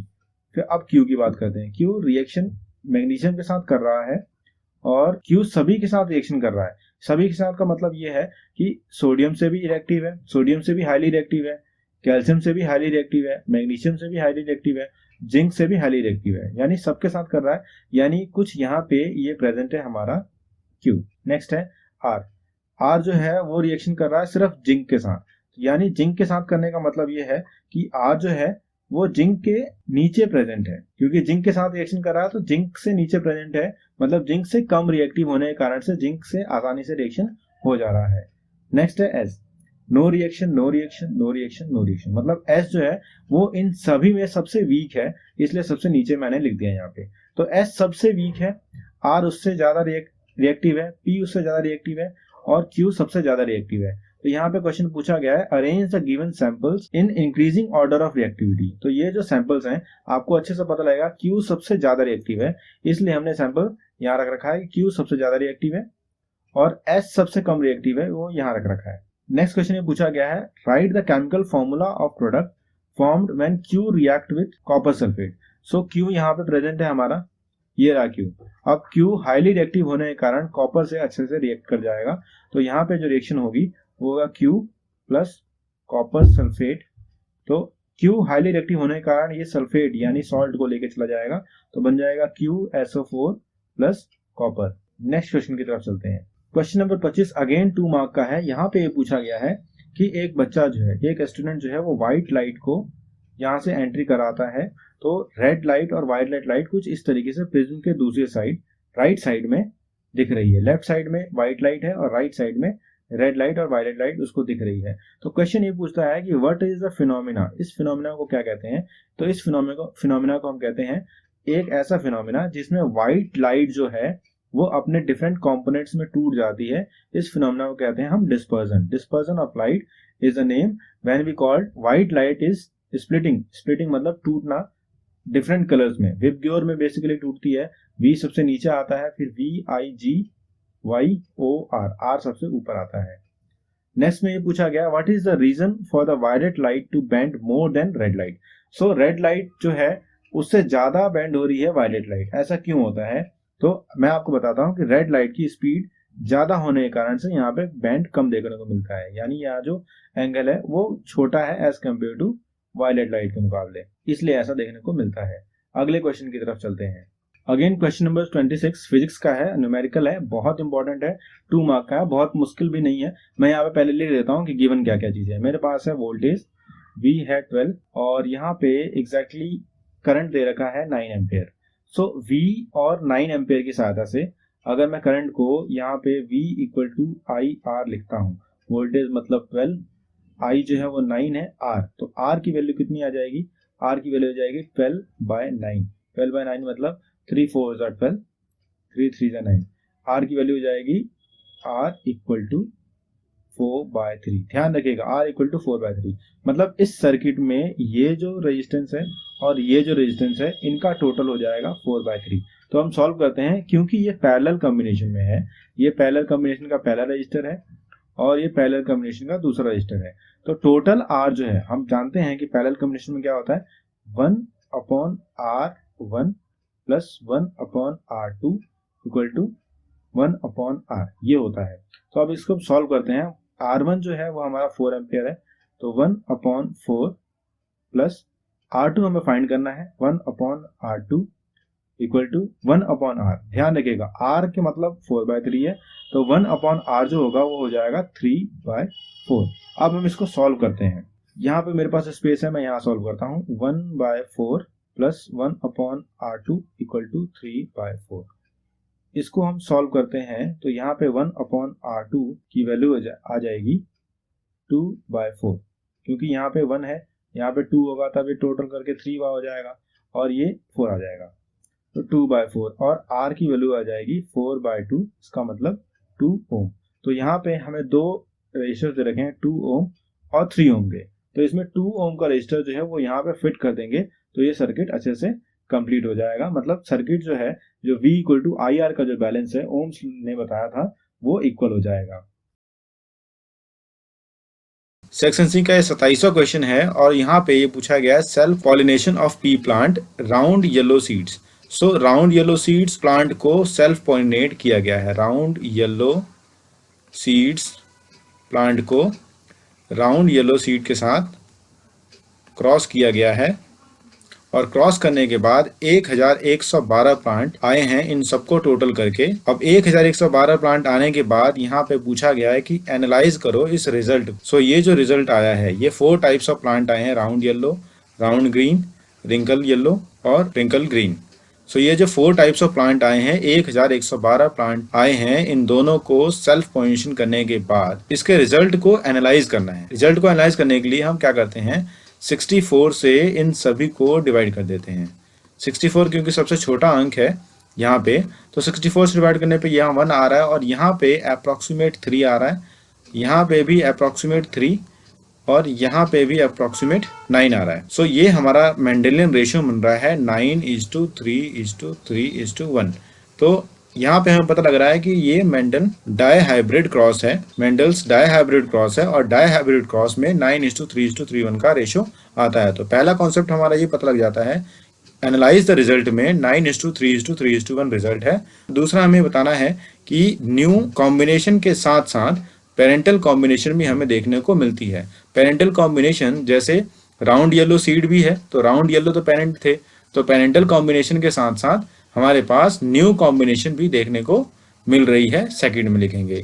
थर्ड में हम ये लिखेंगे कि प्रोजेनी प्लांट्स, यानी जो प्रोजेनी प्लांट्स, ये जो सारी प्रोजेनी आई है, round yellow, round green, wrinkle yellow या रिंकल ग्रीन, ये सारी की सारी जो है वो एक सेट ऑफ जीन से नहीं है, ये पेरेंट के मिक्स होने के बाद आई हैं। मतलब ये राउंड यहाँ से सेल्फ हो रहा है येलो सीड्स प्लांट और राउंड सेल्फ सीड्स प्लांट, तो यहाँ पे राउंड रिंकल जो आ रहा है वो रिंकल, यानी ये जो राउंड येलो है इसमें कहीं ना कहीं रिंकल पार्ट रह गया है हिडन, इसलिए वो रिंकल यहाँ पे आ रहा है। तो हमें एक कॉन्सेप्ट हो गया 9:3:3:1। नेक्स्ट आ गया कि न्यू कॉम्बिनेशंस एब्जॉर्ब हो रहे हैं पेरेंटल कॉम्बिनेशन के साथ, और थर्ड आ रहा है कि न्यू प्रोजेनी बन रही है नई प्रोजेनी के साथ साथ। इसके बाद हम इसको थोड़ा एक्सप्लेन करेंगे, तो हमें यहाँ पे Mendel's law of independent assortment देखने को मिलेगा। तो ये 4 पॉइंट्स हैं, जिसको आप कह सकते हैं कि फर्स्ट पॉइंट 9:3:3:1 है। सेकंड पॉइंट में आप लिखेंगे पेरेंटल और न्यू कॉम्बिनेशन आ रही हैं, जैसे कि आप प्रोजेनी प्लांट और कुछ नए प्लांट्स मिक्स होकर आ रहे हैं क्योंकि 2 पेरेंट हैं। और नेक्स्ट है लॉ ऑफ इंडिपेंडेंट असॉर्टमेंट को यहाँ पे एक्सप्लेन किया गया है कि अगर 2 प्लांट्स के बीच में क्रॉस हो रहा है तो उनके बीच में इंडिविजुअल जीन्स आपस में क्रॉस होते हैं और independently new plants, new combinations आते हैं। चलिए अब क्वेश्चन नंबर 27 का और पार्ट सॉल्व करते हैं। हमें ऑलरेडी पता है कि मेल के अंदर XY क्रोमोसोम होते हैं, सेक्स क्रोमोसोम, और फीमेल के अंदर XX क्रोमोसोम होते हैं। मेल अगर X क्रोमोसोम देता है और फीमेल भी X देती हैं तो XX आएगा, और मेल फीमेल को XX देगा तो फिर ये XX आएगा। अगर मेल Y क्रोमोसोम डोनेट करता है नेक्स्ट प्रोजेनी के लिए, फीमेल तो हमेशा XX क्रोमोसोम ही देती हैं, तो यहाँ पे XY कॉम्बिनेशन आएगा, और अगर यहाँ पे देते हैं तो यहाँ पे भी XY कॉम्बिनेशन आएगा। इसका मतलब ये है कि XX यहाँ पे 2 बार है, यानी फीमेल आने की प्रोबेबिलिटी 50% है और मेल आने की प्रोबेबिलिटी 50% है। तो इस क्वेश्चन में ये पूछा गया है, in human there is 50% probability of birth of boy and 50% probability of girl will be born. तो इस स्टेटमेंट को जस्टिफाई करने के लिए आपको ये क्रॉस लिखना होगा mechanism of sex determination in human beings के अंदर। नेक्स्ट क्वेश्चन की तरफ चलते हैं। क्वेश्चन नंबर 28 में ये पूछा गया है कि प्लास्टिक कप की जगह हमने कूल्हड़ का इस्तेमाल किया, और कूल्हड़ कप की जगह फिर हमने पेपर कप का इस्तेमाल किया। पहले हम प्लास्टिक कप का इस्तेमाल करते थे, फिर कूल्हड़ यानी मिट्टी के कप का इस्तेमाल करते थे जिन्हें हम कूलर कहते थे, और फिर थर्ड में पेपर कप्स का इस्तेमाल किया हमने। ऐसा क्या रीजन है कि प्लास्टिक कप से कूल्हड़ की तरफ हम गए और कूल्हड़ कप से फिर पेपर कप की तरफ गए? तो आपको मैं बता दूं कि प्लास्टिक जो है वो नॉन बायोडिग्रेडेबल मटेरियल है। नॉन बायोडिग्रेडेबल मतलब प्लास्टिक जो है वो आसानी से माइक्रो ऑर्गेनिज्म के द्वारा डाइजेस्ट नहीं होता, ब्रेक नहीं होता और एनवायरनमेंट में नहीं आता। इसको हमें रिसाइकल करना पड़ता है, रिसाइकल करना पड़ता है। और आप सभी को पता होगा कि रिसाइकल में अभी कैंपेन चली थी last year single use plastic की। सिंगल यूज प्लास्टिक का अर्थ है कि वह प्लास्टिक कप्स या वह प्लास्टिक बॉटल जिनको आप सिंगल यूज करते हैं, मतलब सिर्फ एक बार यूज करते हैं, उन्हें हम सिंगल यूज प्लास्टिक कहते हैं। लेकिन ये जो प्लास्टिक कप है, इसके बाद हम चले गए कूलर के पास, यानी कूलर को हमने इस्तेमाल किया। ये जो कूलर है ये बनते हैं मट्टी से, और मट्टी से बनने के कारण ये फायदेमंद तो है प्लास्टिक कप के हिसाब से, लेकिन ये जो कूलर है ये हीट, मट्टी को हीट करने के बाद बनते हैं, और ये कूलर अगर मट्टी में दोबारा मिलाया जाए तो इनको थोड़ा टाइम लगता है एनवायरनमेंट के थ्रू मट्टी के अंदर वापस मिलने में। और इन कूलर के कारण से लार्ज स्केल प्रोडक्शन जो है टॉप लेयर का यानी फर्टाइल सॉइल का लॉस होता है, क्योंकि ये कूलर बहुत आसानी से मट्टी के साथ नहीं मिलते, इनको भी समय लगता है नेचुरल मट्टी के साथ मिलने में। इसलिए हमने पहले प्लास्टिक कप का इस्तेमाल किया, लेकिन जब हमें पता लगा कि ये नॉन बायोडिग्रेडेबल है और वेस्ट है और इसको रिसाइकिल करना पड़ेगा, फिर हमने कूलर का इस्तेमाल किया। लेकिन हमें ये फिर बाद में पता लगा कि कूलर का अगर हम इस्तेमाल करें तो कूलर से जो मट्टी हीट हो जो बना है कूलर, ये जो कूलर है ये भी मट्टी में नहीं मिल पाता आसानी से। इस कारण से कूलर के बाद हम आ गए पेपर कप्स पे, और पेपर कप का इस्तेमाल इसलिए इजी है क्योंकि एक तो कैरी करना आसान है, दूसरा ये बायोडिग्रेडेबल है। बायोडिग्रेडेबल मतलब पेपर पे अगर जैसे ही पानी पड़ता है तो पेपर गलने लग जाता है, यानी छोटे छोटे पीसेस में माइक्रो ऑर्गेनिज्म के द्वारा टूट जाता है और फिर मिट्टी में मिल जाता है, और इन्वायरमेंट कोई पोल्यूशन भी नहीं होता जो कि प्लास्टिक को बर्न करने पे हो रहा था। ये क्वेश्चंस बहुत इंपॉर्टेंट हैं, बहुत लॉजिकल हैं, इनमें थोड़ा टाइम जरूर लगता है लेकिन ये बहुत स्कोरिंग है। चलिए क्वेश्चन नंबर 23 को सॉल्व करते हैं। यहाँ पे आपसे पूछा गया कि how urine produced in human beings.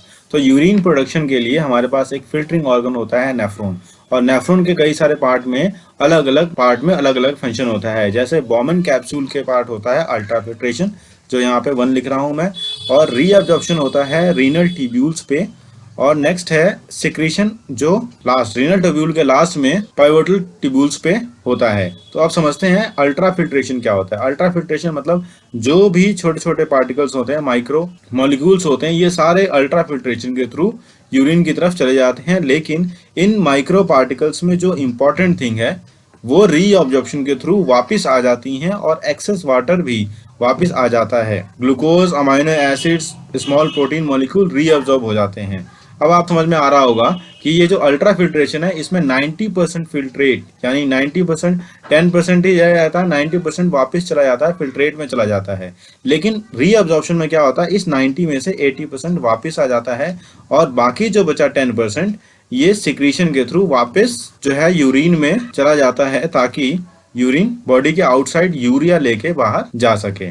Question number 30 को सॉल्व करते हैं। यहाँ पे ये दिया गया है, ये इतनी सारी रिएक्शंस है, इसमें आपसे ये पूछा गया है कि इन 4 टाइप्स में से कौन सी एंडोथर्मिक रिएक्शन और डिकम्पोजिशन रिएक्शन भी है। तो इन दोनों एंडोथर्मिक भी होनी चाहिए और डिकम्पोजिशन भी होनी चाहिए। एंडोथर्मिक का मतलब है कि इसमें हीट, लाइट या फिर इलेक्ट्रिसिटी का इस्तेमाल हो, और डिकम्पोजिशन मतलब ब्रेक डाउन हो रिएक्टेंट्स का। तो आप यहाँ पे देखेंगे कि हीटिंग ऑफ लीडिंग नाइट्रेट में हमें हीट की जरूरत है, और लीड नाइट्रेट जो है वो ब्रेक होता है different lead oxide, nitrogen oxide, nitrogen trioxide में। लेड ऑक्साइड, नाइट्रोजन ऑक्साइड और नाइट्रोजन ट्राइऑक्साइड में ये लेड नाइट्रेट डिकम्पोज होता है। और सेकंड है electrolysis of acidified water. Electrolysis में क्या होता है, H2O में जब इलेक्ट्रिसिटी पास करी जाती है तो H प्लस और OH माइनस आयन में ब्रेक हो जाता है, यानी ब्रेक भी होता है और इलेक्ट्रिसिटी पास करी जाती है, यानी इन दोनों में एंडोथर्मिक भी हो रहा है और डिकम्पोजिशन रिएक्शन भी हो रहा है। बी पार्ट में पूछा गया है silver chloride when capped in open turn grey. तो सिल्वर क्लोराइड को अगर हम ओपन में रखें यानी एयर में रखें, जब जहां पे धूप आती है वहां रखें तो ये ग्रे होने लग जाता है। इसका एक बैलेंस इक्वेशन लिखें। तो सिल्वर क्लोराइड ये रखा है, सनलाइट के प्रेजेंस में रखा, तो ये हो गया सिल्वर और क्लोरीन अलग अलग हो गया, यानी ये एक टाइप ऑफ डीकम्पोजिशन रिएक्शन है जिसमें सनलाइट की सहायता से सिल्वर क्लोराइड ब्रेक हो रहा है सिल्वर और क्लोरीन में। क्वेश्चन नंबर 31 की तरफ बढ़ते हैं। यहाँ पे एक आपको टेबल दे रखी है, एलिमेंट्स दे रखे हैं A B C D E, 5 elements they रखे हैं। अब आपसे एक क्वेश्चन पूछते हैं which element is a metal with valency 2। सो आपको पता है कि ये सेकंड ग्रुप है और सेकंड ग्रुप में जितने भी एलिमेंट्स होंगे उनकी वैलेंसी 2 होगी। तो यहाँ पे D as it is left side of the table in group 2, तो लेफ्ट साइड में होते हैं मेटल्स और क्योंकि ग्रुप 2 में है तो ये हो जाएगी इसकी वैलेंसी 2, तो D हो गया। नेक्स्ट पूछता है which element is least reactive. Least reactive वह एलिमेंट्स होते हैं जो नोबल गैस होते हैं, और नोबल गैस की श्रेणी में हमारा 18th ग्रुप आता है, जैसे नियोन हो गया, हीलियम हो गया, तो ये है हमारा नोबल गैस, इसलिए नोबल गैस में आ गया C as it is group 18 noble gas. Next question पूछते हैं out of D and E which element has smaller atomic radii. तो आप सभी को पता है कि यहाँ लेफ्ट साइड में एटॉमिक रेडियस बड़ा होता है और राइट साइड में एटॉमिक रेडियाई छोटा होता है, क्योंकि राइट साइड में जैसे जैसे हम जाते हैं एटॉमिक चार्ज बढ़ता है, क्योंकि न्यूक्लियस में प्रोटॉन की मात्रा बढ़ती जाती है और न्यूक्लियस में प्रोटॉन की मात्रा बढ़ने के बाद न्यूक्लियर चार्ज बढ़ता है और न्यूक्लियर चार्ज बढ़ने के कारण राइट साइड में जो एलिमेंट्स हैं इनका एटॉमिक रेडियाई छोटा है होता है, क्योंकि न्यूक्लियर चार्ज इलेक्ट्रॉन्स को अपनी तरफ अट्रैक्ट कर लेता है। तो D का एटॉमिक रेडियाई बड़ा होगा और E का एटॉमिक रेडियाई छोटा होगा, क्योंकि E का न्यूक्लियर चार्ज D के न्यूक्लियर चार्ज से बड़ा है और वो ज्यादा इलेक्ट्रॉन को अपने नजदीक होल्ड कर सकता है। अब सॉल्व करते हैं क्वेश्चन नंबर 32। ये भी बहुत इंपॉर्टेंट क्वेश्चन है। यहाँ पे पूछा गया है कि कैल्शियम क्लोराइड का इलेक्ट्रॉन डॉट स्ट्रक्चर बनाया जाए। सो हमें यहाँ पे एटॉमिक नंबर गिवन है, कैल्शियम का 20 होता है और क्लोरीन का 17 होता है। तो कैल्शियम का एटॉमिक नंबर के हिसाब से हमने यहाँ पे लिखा है 2881, इलेक्ट्रॉनिक कॉन्फ़िगरेशन 2881, और क्लोरीन का 17 होता है तो क्लोरीन के 17 के हिसाब से हमने लिखा है 287। ओके, फिर यहाँ पे अब हम इलेक्ट्रॉनिक स्ट्रक्चर बना रहे हैं। आप देखिएगा ध्यान से, हमारे पास बन रहा है CaCl2। तो कैसे बन रहा है, एक कैल्शियम है और यहाँ पे है क्लोरीन। अब यहाँ पे ये इलेक्ट्रॉन जो है वो इसको डोनेट कर रहा है। डोनेट करने के बाद कैल्शियम के ऊपर पॉजिटिव चार्ज आ जा रहा है और क्लोरीन के ऊपर नेगेटिव चार्ज, क्योंकि 2 क्लोरीन है यहाँ पे आ गया 2 और ये बन रहा है Ca+2 2Cl-। इसको हम इस तरीके से लिखते हैं केमिकल फॉर्मूला में CaCl2। नेक्स्ट क्वेश्चन में पूछा गया है why do ionic compound not conduct electricity. तो आयनिक कंपाउंड इलेक्ट्रिसिटी क्यों नहीं कंडक्ट करते। तो आप सभी को पता है कि आयनिक कंपाउंड जो होते हैं वो आयनिक इसलिए कहे जाते हैं क्योंकि वो आयंस होते हैं, और आयंस तभी काम करते हैं जब वो लिक्विड में हो। अगर सॉलिड में होंगे तो वो इलेक्ट्रिसिटी कंडक्ट नहीं करते। तो यहाँ पे हमने दे रखा है ionic compound do not conduct electricity in solid state due to absence of free ions. तो फ्री आयंस की एब्सेंस में आयनिक कंपाउंड इलेक्ट्रिसिटी कंडक्ट नहीं करते, और फ्री आयंस तभी उनको मिलेंगे जब वो एक्वस सोल्यूशन यानी एक सोल्यूशन में होंगे। चलिए सेक्शन सी का आखिरी सवाल करते हैं। Refractive index of water 1.33, diamond 2.42। Refractive index of water और डायमंड हमें दे रखा है। तो यहाँ पे 2 क्वेश्चन पूछे गए हैं इसके बेस पे। जो हमें गिवन है refractive index of air, refractive index of water with respect to air is 1.33, refractive index of diamond with respect to air is 2.42।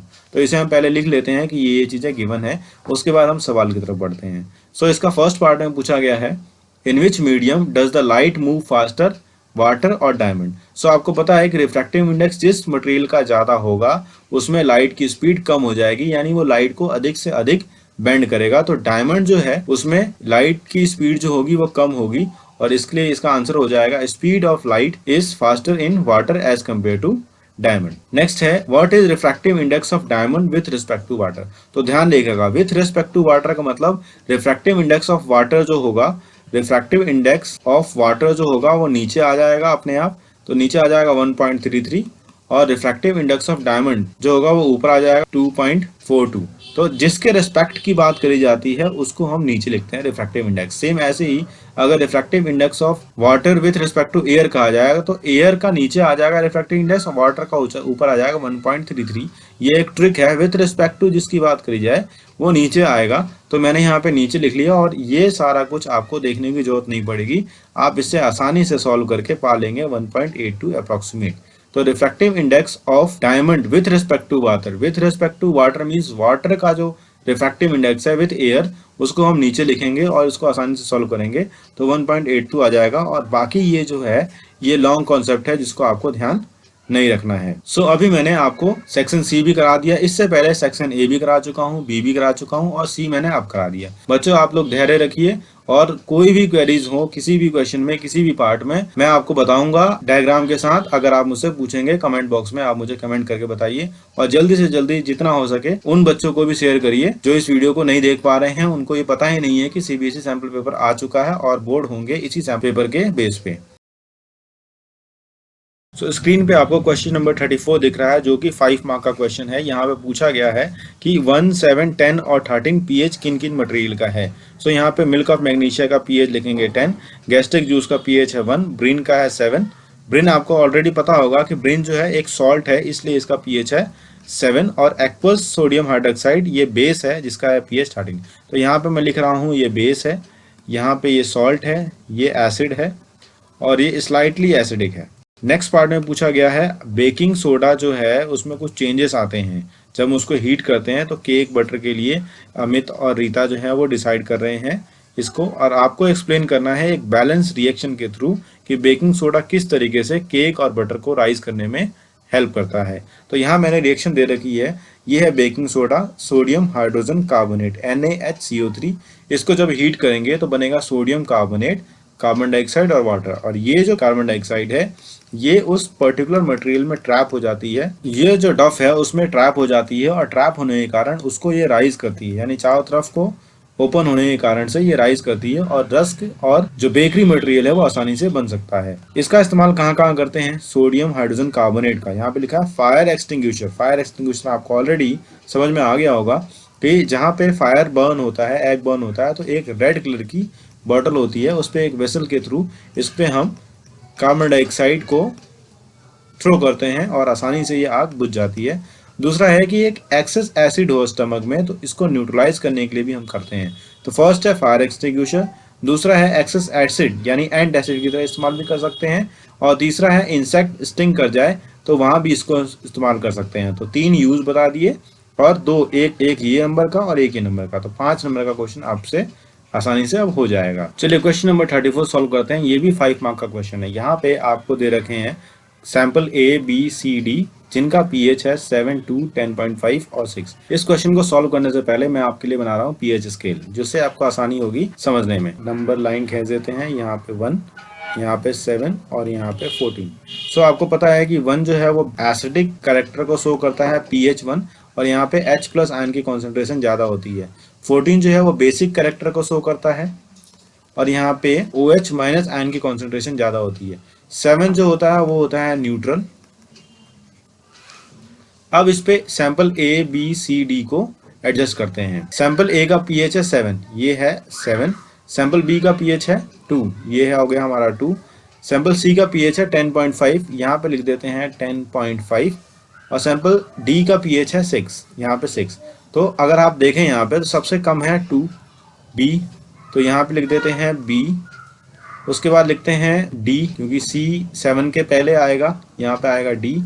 उसके बाद है हमारा 10.5 यानी C आएगा यहाँ पे 10.5। A जो है वो है हमारा 7 जो आएगा वो आएगा न्यूट्रल पोजीशन पे, यानी ये है न्यूट्रल, हमारा न्यूट्रल है A। तो BDAC के बेस पर हो रहा है, यहाँ पे बना दिया। अब B जो है वो सबसे ज्यादा एसिडिक है और C जो है वो सबसे ज्यादा बेसिक है। आपको इससे इस नंबर लाइन के थ्रू, इस पीएच स्केल के थ्रू, जो इमेजिनरी पीएच स्केल आपके सामने मैंने बताया उसके थ्रू आपको पता लग जाएगा। अब यहाँ पे क्वेश्चन पूछा गया है कि सबसे ज्यादा हाइड्रोजन आयन कॉन्सेंट्रेशन किसकी होगी, तो सबसे ज्यादा हाइड्रोजन आयन कॉन्सेंट्रेशन उसकी होगी जो एसिडिक, सबसे ज्यादा एसिडिक होगा, तो वो हो जाएगा बी, और इसका आंसर है बी। नेक्स्ट क्वेश्चन इसी पार्ट में है, arrange the 4 samples in the decreasing order of pH. तो डिक्रीजिंग ऑर्डर ऑफ पीएच में अगर हम इनको करें तो सबसे ज्यादा पीएच जो है वो आपको आएगा यहाँ पे बी का, फिर डी का, फिर ए का, फिर सी का। तो सबसे ज्यादा पीएच बी का है, तो decreasing order of their pH, तो पीएच नंबर अगर देखा जाए तो पीएच नंबर जो है वो यहाँ पे आ रहा है सी का सबसे ज्यादा। तो इनके पीएच के हिसाब से एडजस्ट करना है, ना कि एसिडिक और बेसिक कैरेक्टर के हिसाब से एडजस्ट करना है। तो यहाँ पे बच्चे गलती कर जाते हैं, पीएच नंबर यहाँ पे सी का सबसे ज्यादा है, इसलिए यहाँ पे आ रहा है CADB। और अगर एसिडिक से बेसिक की तरफ करा जाएगा, एसिडिक से बेसिक की तरफ इसको एडजस्ट किया जाएगा, तो यहाँ पे आ जाएगा BDAC। तो इसका ध्यान रखिएगा कि आपको यहाँ पे कैसे एडजस्ट करना है, और यही एक नंबर जो है वो 100 में से 99 आपके नंबर कर देगा। नेक्स्ट पार्ट में आपसे पूछा गया है कि राहुल जो है वो प्लास्टर ऑफ पेरिस लेके आया था और उसने स्टोर किया था एक कंटेनर में, और वो बहुत हार्ड हो गया, तो ऐसा क्यों हुआ, एक रिएक्शन के थ्रू आप मुझे बताइए। तो यहाँ पे लिखा है ड्यू टू मॉइस्चर, मॉइस्चर के कारण से ये जो प्लास्टर ऑफ पेरिस है जिसका फॉर्मूला होता है CaSO4.12H2O, जो कि यहाँ पे गलत दे रखा है। इस CaSO4.12H2O में मॉइस्चर के कारण से 1.5 मॉलिक्यूल ऑफ वाटर ऐड होने आने के कारण यहाँ पे बन जाता है CaSO4.2H2O, CaSO4.2H2O, और इसे हम कहते हैं जिप्सम, जो कि बहुत हार्ड मटेरियल होता है। नेक्स्ट पार्ट में पूछा गया give any one use of plaster of Paris other than plastering और smoothening of walls. So plastering and smoothening of wall में प्लास्टर ऑफ पेरिस का इस्तेमाल होता है, लेकिन आपको इसको छोड़ के कोई और यूज लिखना है। तो आप यहाँ लिख सकते हैं मेकिंग टॉय और स्टैचू, टॉयज और स्टैचू बनाने में भी प्लास्टर ऑफ पेरिस का इस्तेमाल होता है, और fixing broken limbs, making decorative material. Broken limbs यानी प्लास्टर करने के लिए भी इस्तेमाल होता है। अगर किसी के बोन ब्रेक हो जाए और उसको जो प्लास्टर कहते हैं, वो प्लास्टर का मतलब ये है कि प्लास्टर ऑफ पेरिस का इस्तेमाल करके उसको प्लास्टर किया जाता है, उसको फिक्स किया जाता है कुछ समय के लिए, ताकि उसकी बोन की डेवलपमेंट अच्छी हो सके। चलिए क्वेश्चन नंबर 35 को सॉल्व करते हैं। ये भी 5 मार्क का क्वेश्चन है, और ये 5 मार्क का क्वेश्चन जो है इसमें आपको बहुत सारा थियोरेटिकल पार्ट पूछा गया है, और इस थियोरेटिकल पार्ट को आप सपोर्ट कर सकते हैं एक डायग्राम बना के, एक बहुत बढ़िया सा डायग्राम बना के, germination of pollen on stigma के बेस। सो यहाँ पे लिखा गया है कि कौन कौन से चेंजेस होते हैं जब गैमेट फॉर्मेशन से लेकर फ्रूट फॉर्मेशन तक एक प्लांट के अंदर। तो मैं आपको बता दूं, ये एक डायग्राम जो है वो दिया गया है फीमेल पार्ट का, female reproductive part of flower का, और जिसमें ये जो ऊपर वाला पार्ट होता है इसे हम कहते हैं स्टिग्मा, इसको हम कहते हैं स्टाइल, और ये जो सेंट्रल पार्ट है इसे हम कहते हैं ओवरी, जो स्पॉन्जी पार्ट है इसे हम कहते हैं ओवरी। स्टिग्मा एक प्लेटफॉर्म होता है, एक ऐसा प्लेटफॉर्म और फाइबरी प्लेटफॉर्म होता है जहाँ पे पॉलन ग्रेन्स यानी मेल गेमेट स्टेमन से यहाँ पे आते हैं। तो पॉलन ग्रेन जब आते हैं तो पॉलन ग्रेन आने के बाद ये मेल जर्म सेल्स जो हैं, यानी ये जो मेल जर्म सेल्स जो हैं, ये पॉलन ट्यूब की सहायता से फीमेल के ओवरी पार्ट पे जाते हैं, और फीमेल के ओवरी पार्ट पे जाने के बाद यहाँ पे जो एग है उससे ये फ्यूज जाते हैं और बनाते हैं जाइगोट, और फ्यूज होने के बाद बनाते हैं जाइगोट। और जाइगोट बनने का अर्थ है कि जब फ्यूजन होता है मेल गैमेट का फीमेल गैमेट के साथ ओवरी के अंदर, तो बनता है जाइगोट, और जाइगोट जो है वो ग्रेजुअली डेवलप होता है और एक नया एम्ब्रियो डेवलप करता है। एम्ब्रियो का मतलब स्मॉल बेबी प्लांट, जो कि एक नन्हे से सीड के अंदर होता है, और ओव्यूल से कन्वर्ट होकर बनता है सीड, और ओवरी से कन्वर्ट होकर बनता है, ध्यान रखिएगा ये फर्स्ट है, ओव्यूल से बनता है सीड, दूसरा ओवरी से बनता है फ्रूट, और थर्ड थिंग सेपल, पेटल्स और स्टेमन, ये जो अदर पार्ट्स हैं स्टिग्मा के, sepal, petals, stamen, style, stigma, ये सब हट जाते हैं। तो आपको सबसे पहले लिखना है मेल जर्म सेल जो है वो फीमेल जर्म सेल के पास जाता है वाया पॉलिनेशन, और पॉलिनेशन के बाद फर्टिलाइजेशन होता है, फर्टिलाइजेशन के बाद ओव्यूल जो है वो सीड में कन्वर्ट होता है, ओवरी फ्रूट में, और ये जो अदर पार्ट्स हैं petals, sepals, स्टेमन, style and stigma, ये सब श्रिल ऑफ हो जाते हैं, ये सब गिर जाते हैं, और फाइनली हमें एक फ्रूट मिलता है जिसके अंदर सीड डेवलप होता है। चलिए क्वेश्चन नंबर 36 सॉल्व करते हैं। ये भी 5 मार्क का क्वेश्चन है। यहाँ पे एक सर्किट डायग्राम दे रखा है जिसमें लैंप ए, लैंप बी, लैंप सी, लैंप डी, 4 लैंप्स गिवन है, और इनके अंदर जो करंट पास हो रहा है वो 3 एम्पियर, 4 एम्पेयर, 5 एम्पेयर और 3 एम्पेयर, और जो ओवरऑल सर्किट डायग्राम के अंदर वोल्टेज दे रखा है वो है 60 वोल्ट। तो चलिए अब क्वेश्चंस को देखते हैं। What kind of combination are lamp arranged? तो ये जो लैंप्स अरेंज हैं, आप देखेंगे यहाँ से करंट पास होगा तो यहाँ पे करंट आके डिवाइड हो जाएगा, यहाँ पे जाएगा, फिर यहाँ पे जाएगा, फिर यहाँ पे जाएगा, फिर यहाँ पे जाएगा। सो यहाँ पे पैरेलल कॉम्बिनेशन है, यहाँ लिखेंगे the lamps are in parallel combination.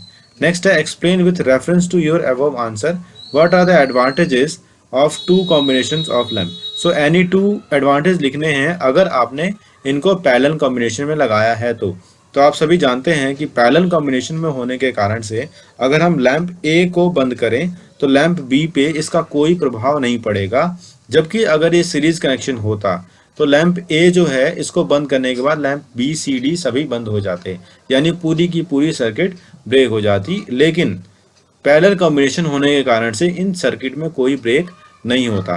दूसरा सबसे बड़ा फायदा ये है कि अगर कोई लैंप ज़्यादा पावर लेता है, जैसे लैंप सी, लैंप बी, लैंप ए, लैंप डी, ये सभी डिफरेंट करंट ले रहे हैं तो सभी डिफरेंट पावर भी ले रहे होंगे, क्योंकि सी ज़्यादा करंट ले रहा है तो इसकी पावर कंजप्शन ज़्यादा है, और ए और डी 3 एम्पेयर के करंट ले रहे हैं तो इनकी कंजप्शन एक बराबर है। तो सेम ऐसे ही जो ज़्यादा पावर के इलेक्ट्रॉनिक आइटम्स हैं उनको हम इस तरीके से पावर पैरेलल कनेक्शन में एडजस्ट करते हैं ताकि उनकी पावर शेयरिंग अच्छे से हो सके और 60 वोल्ट में वो पूरा कंप्लीट करंट ले सकें। थर्ड पार्ट को देखते हैं। Explain with proper calculation with lamp glow the brightest. So यहाँ पे जो ब्राइटेस्ट ग्लो होगा वो होगा सी का, क्योंकि इसमें हाईएस्ट करंट जा रहा है, लेकिन आपको एक्सप्लेन भी करना है कि क्यों होगा।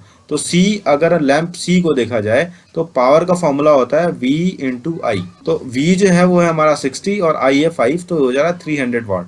तो 300 वाट जो है वो सबसे ज़्यादा है C के अंदर। अगर आप A, B और D को सॉल्व करेंगे V इंटू आई के फॉर्मूले से तो यहाँ पे आपको सभी में कम दिखेगा और C में सबसे ज्यादा पावर होगी। नेक्स्ट क्वेश्चन में पूछा गया find out the total resistance in the circuit. So total resistance बताने के लिए पहले हम टोटल करंट निकालते हैं। टोटल करंट आ रहा है 15 एम्पेयर, 3453 यहाँ पे डिफरेंट लैंप्स में जा रहा है, तो टोटल करंट है 15 एम्पेयर। उसके बाद वोल्टेज जो है वो 60 वोल्ट, वोल्टेज आ रहा है 60 वोल्ट जो यहाँ पे गिवन है। तो जब हमारे पास करंट आ गया, वोल्टेज आ गया, तो हम फॉर्मूले में सेट करेंगे ओम्स लॉ में V equal to I R में, और R की वैल्यू फाइंड आउट करेंगे 4 एम्पियर। चलिए अब क्वेश्चन नंबर 36 को सॉल्व करते हैं। ये एक और पार्ट है क्वेश्चन नंबर 36 का। ये इंपॉर्टेंट है क्योंकि इसमें 4 पार्ट हैं और ये 4 पार्ट को अगर हम सॉल्व करेंगे तो हमें पूरे 5 मार्क्स मिल जाएंगे। तो यहाँ पूछा गया है find the direction of magnetic field produced it at point R and S। सो इस R और S पॉइंट पे किस डायरेक्शन ऑफ मैग्नेटिक फील्ड होगी। तो आप सभी को पता है कि Q से P की तरफ अगर हम राइट हैंड थंब रूल का यूज़ करेंगे, राइट हैंड थंब रूल का यूज़ करेंगे, तो यहाँ पे राइट हैंड थंब रूल ये बताता है कि यहाँ पे जो S से R की तरफ करंट जा रहा है और S से आउट हो रहा है और R से इन हो रहा है पेज में। सो S से आउट और R से इन, ये फर्स्ट क्वेश्चन का आंसर हो जाता है। नेक्स्ट है given R1 and R2 where will be the strength of magnetic field is larger, give reason. So R1 और R2 अगर आप देखें, यहाँ पे R1 और R2 को देखें तो R2 जो है वो छोटा है R1 के मुकाबले। तो जहाँ पे R2 छोटा है यानी इस वायर के बिल्कुल नज़दीक है, तो R2 पे मैग्नेटिक फील्ड स्ट्रेंथ ज़्यादा होगी एज कम्पेयर टू R1। सो इसलिए field at S is higher than field at P, because जो जितना कम रेडियाई लेगा यानी जितना नज़दीक होगा वायर के, उसके पास मैग्नेटिक स्ट्रेंथ ज़्यादा होगी एज कम्पेयर टू जो वायर से बहुत दूर होगा। नेक्स्ट क्वेश्चन में पूछा गया है कि पोलैरिटी क्या होगी अगर करंट को रिवर्स कर दिया जाए। सो आप सभी को मैंने बताया कि अगर Q से P की तरफ करंट जा रहा है तो S से R ऐसे जाएगा इन, यहाँ से होगा आउट और यहाँ से होगा इन। लेकिन अगर P से Q की तरफ जा रहा है तो S साइड और R साइड में होगा, यहाँ पे होगा आउट और R साइड में होगा इन, यहाँ पे होगा इन और R साइड में होगा आउट। नेक्स्ट पार्ट में पूछा गया है explain the rule that is used to find the direction of magnetic field in a straight current carrying conductor. So ये स्ट्रेट करंट कैरिंग कंडक्टर था, तो हमने कौन से रूल का इस्तेमाल किया था, मैं आपको पहले ही यहाँ पे हिंट में दे चुका था कि ये राइट हैंड थंब रूल है, जिसके अंदर हम थंब को इस तरीके से अलाइन करते हैं कि वो करंट की डायरेक्शन है और हमारे जो फिंगर जिस तरीके से रैप्ड होते हैं वो मैग्नेटिक फील्ड की डायरेक्शन होते हैं। तो इस तरीके से राइट हैंड थंब रूल इसका आंसर हो जाएगा। अगर आपको इन सभी क्वेश्चंस में section A, section B, section D कोई भी क्वेरीज हो, कोई भी प्रॉब्लम हो, तो आप मुझे कमेंट बॉक्स में लिखिए, मैं उसको दोबारा से सॉल्व करा दूंगा और फिगर के साथ करा दूंगा। अगर आपको अच्छा लगे तो लाइक जरूर करिएगा और अपने फ्रेंड्स को शेयर जरूर करिएगा। आप सभी को वीडियो अंत तक देखने से ये फायदा होगा कि अब मैं आपको बताने वाला हूँ कि इस वीडियो से पहले जितने थंबनेल्स बनाए गए हैं section A, section B, section D, section D, उन सब पे मैंने बताया है कि आपको पीडीएफ मिलेगा और वो जो पीडीएफ है वो हमारी वेबसाइट द एजुकेशन प्लेनेट पे अवेलेबल है। theeducationplanet.org ये हमारी वेबसाइट है, यहाँ पे ये चीज अवेलेबल है। तो यहाँ जाके आप इस पर्टिकुलर सैम्पल पेपर के क्वेश्चन आंसर की फॉर्म में आसानी से सॉल्व कर सकते हैं। लेकिन अगर आपको कोई भी क्वेरीज है अभी भी, तो आप मुझे कमेंट बॉक्स में पूछ सकते हैं, मैं आपकी क्वेरीज को जरूर देखूंगा और आसानी से सॉल्व करके बताऊंगा। Thank you.